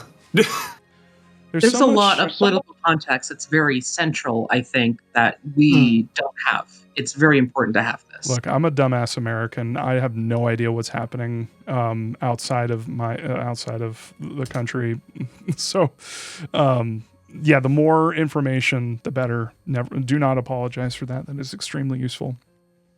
Gail, you have my explicit permission to, whenever I'm streaming anything, you can break in and then just immediately launch into whatever geopolitical like stuff you want to. Like, just go for it. And I just want to say, everybody, I mean, there's a lot of apologizing happening. Don't apologize. It's cool. We're here to talk. We're here to converse. We're connecting. We're talking about shit. That's if anything, you should all be saying you're welcome. Ow, ow, ow, ow, Ow, ow. ow, ow, ow, ow, ow, ow, ow. ow, ow. Oh, I'm sorry. Hold on. Can we hear from her? There she There we go. is. There she is. But yeah. And Gail, it's so interesting, and I'm hoping I can finish some of the books I found about Christianity in Asian countries before the next part. Wow. Gail, give me a wag. Wag. Wag. Yeah. But yeah, thank you very much, Gail. That was impressive. And yeah, unless anyone else has anything more to say, I think we're gonna have to call it here. I just want to echo that. Gail did a great... I think Gail's the MVP this time, honestly. Yes. I'm sorry. Yes. For reading 3 books in like a week. Yeah. That's Oh, yes. I'm dying. I really know- have to say the next sessions with Matsuri Bayashi, it's not going to be any less politically driven. There is a lot of shit. Oh no. I could tell that this Yeah. was the tip of the iceberg. At the Also, very we're gonna end. make sure we're gonna need to make sure that you don't get too censored on the important stuff. We're gonna need to make sure you get to see what is actually important. Who are you talking to? You, Bob. Oh. Because some parts of it are very heavily censored in what's coming up, and we want to make sure that you see what you're supposed to see. Yeah, I'm playing it on. Yeah. I'm playing it on cake fucker level. Like I'm seeing the cake fucker. Like censorship. Okay, good. Yeah, the Alchemist version for pretty much a lot of the stuff, and especially Matsuri Bayashi, cuts out a lot of direct criticism of the government, which is that's what I like to hear. very questionable. Not the censorship of it, but the criticism of the fucking government. Hell yeah, let's go. Oh yeah. Let's fucking Yeah, go. I kind of forgot how political this one is because of how the next one is. Wait, if they cut out a bunch of politics in the next one, is the next one in the Alchemist version like 5 minutes long? They changed a lot of things. I posted a couple of the I found some like Tumblr threads where someone had gone over some of the censorship changes for episodes 1 through 3, and it's like they just change out, oh hey, you've heard of like someone is a drug addict, no, hey, you say the word abuse, that's gone, just someone is worrisome, someone might be a little bit in trouble, like so many little things they'll adjust to make it sound a little bit nicer. See, it's that censorship that I'm also kind of worried about for Ryukishi's work with Silent Hill Forte. I'm hoping that Konami will just let him run free. But I don't know. Something tells me that they won't, and that it'll probably be safe. But at the same time, like, at least he's able to do whatever the fuck he wants in terms of like the gameplay and stuff. Yeah. Everyone involved seems genuinely excited for the project, so I am holding out hope. I'm holding out hope that Konami is just like, fuck it, do whatever. And that they're just, My hope is that they're too busy with Bloober Team trying to put out fives, so they're just like, oh yeah, do whatever. We're busy over here. Do whatever you want. Yeah. What? I mean, that's the one that's going to sell money, and then it's just the other one's like, oh yeah, you can work on this, I guess. Yeah, whatever. I mean, that's the approach that they took for Silent Hill 1 and 2. So, I mean, that approach is like, it has produced hits in the past. So, Yeah. But yeah, no, I imagine Konami reps are like, Bloober Team wants to do what? Who's Rikishi? Whatever. No, you have to stop them right now. Reverse course. It's so fucking funny. Like, I don't mean. Oh, you can't do that with Angela. What the fuck? That's the one thing that I trust. Like, Bloober Team, Konami. They've done a lot of extremely stupid shit over the years, but at least they haven't done shit with Angela and done incredibly easy things that I could see them doing with, the characters from that game. They at least have that restraint. So far. Yeah, wait until fucking Bloober oh my god, I don't even want to think about it. Anyway, hi, what's up? We're gonna go ahead and call it here. My ears are killing me. For historical purposes, I'm just gonna say I have a infection based on the headphones that I was using in the last stream. I had some kind of weird reaction, and my ears are on fire and leaking at the same time, which is great and fun. Thanks for holding it out, man. Thanks for pushing through it for us. Thanks for No suffering problem. through this for us. No problem. And yeah, no, I'm glad that I did, because I could tell everyone here's got shit to say, and I didn't want to curtail that. I want everybody to talk about all of these issues. Thank you, everybody. And thank you, Gail. Thank you, everyone. Thank you, Gail. Thank you, Gail. Thank you, Jan. Thank you, Gail. Thank you, Jan. Thank you, Tazriel. Thank you, Olo. Thank you, Murder Bear. Thank you, Lara High. Thank you, Indestructible Cat. Thank you, Elise. And thank you, Numbers. Everybody who joined, everybody who's in the chat. Thank you very much. And we'll continue to get emotionally destroyed with the next episode, apparently. We'll believe in a miracle. Oh, part 8's the start of part 8 isn't that bad. Yeah, it's only going to be another 3-parter discussion. Yeah. What's going on? Nothing. We're gonna have to break up part 8. Oh no, I know. personally think I know. into 4 parts. 4 parts. Yeah, at least. I think 4 more Rikas then. Oh, good. So if we're going to break it up, do we want to decide what part we're breaking it up so that the people in the chat know what to read up to? I was just gonna say, I can post I actually took a screenshot of it earlier. I think the start of Connecting Fragments is, I think, the best place to just stop. Yeah, basically the first part is it I'll post opens it in the with a book lot of club chat. information, and then it cuts to a unique kind of actual gameplay segment that is called Connecting Fragments. That's not a spoiler. What? I'll have to look at how long the Connecting Fragments is, though, before we decide on if we're going to go through all of that or if we want to have that be its own stream, because it has a lot of information in it. There's a lot of it has to be its own stream because it's non-linear. Yeah, and also it's like it could so easily be split. It's very interesting though. You will be excited, Bob. Promise. Is that something I should? Oh, it's stream? so good. Connecting Fragments? Yeah, you should probably stream that. Yes. That'll be a fun stream. You don't have to stream Yes, all of it, yes, because it is do- long, but honestly, if you want to stream the beginning of part 8, hell yes. I was So thinking about it's- that. I am just gonna say, it's funny. I think the Rikishi playing Siren came up before. Connecting Fragments felt to me a lot like some of the parts of Siren I found really interesting narratively, in a sense. Okay. In terms of narrative structure, I should say. But you'll see that. Okay. Alrighty, I'm excited. Anyone else have anything else to say? Kat, I thought you were talking about something. Did you want to? No. Oh, okay. I thought I heard you were starting up something. Hi, everybody. Thanks again. We're calling it right now. I don't know what to say other than we'll see you on the next one. Yeepa. What a fucking ride. We're getting close. We're getting close. Close to the end. I can see it. I can see it. It's right up there. It's real close. Also, I wanted to quickly mention that I am planning on doing a like sort of compilation of all the stupid shit from the anime, especially the dub. Yes. I haven't been able to get to it because of various things, but I am planning on doing that, and it will happen sometime soon. I just need to, take the time to actually go through it all and smack something together. So be on the lookout for that. I'll let everybody know when I'm about to do that. It might be the finale stream. I'm not entirely sure, but it will happen. So yeah, with that, take care. Have a great night, and yeah.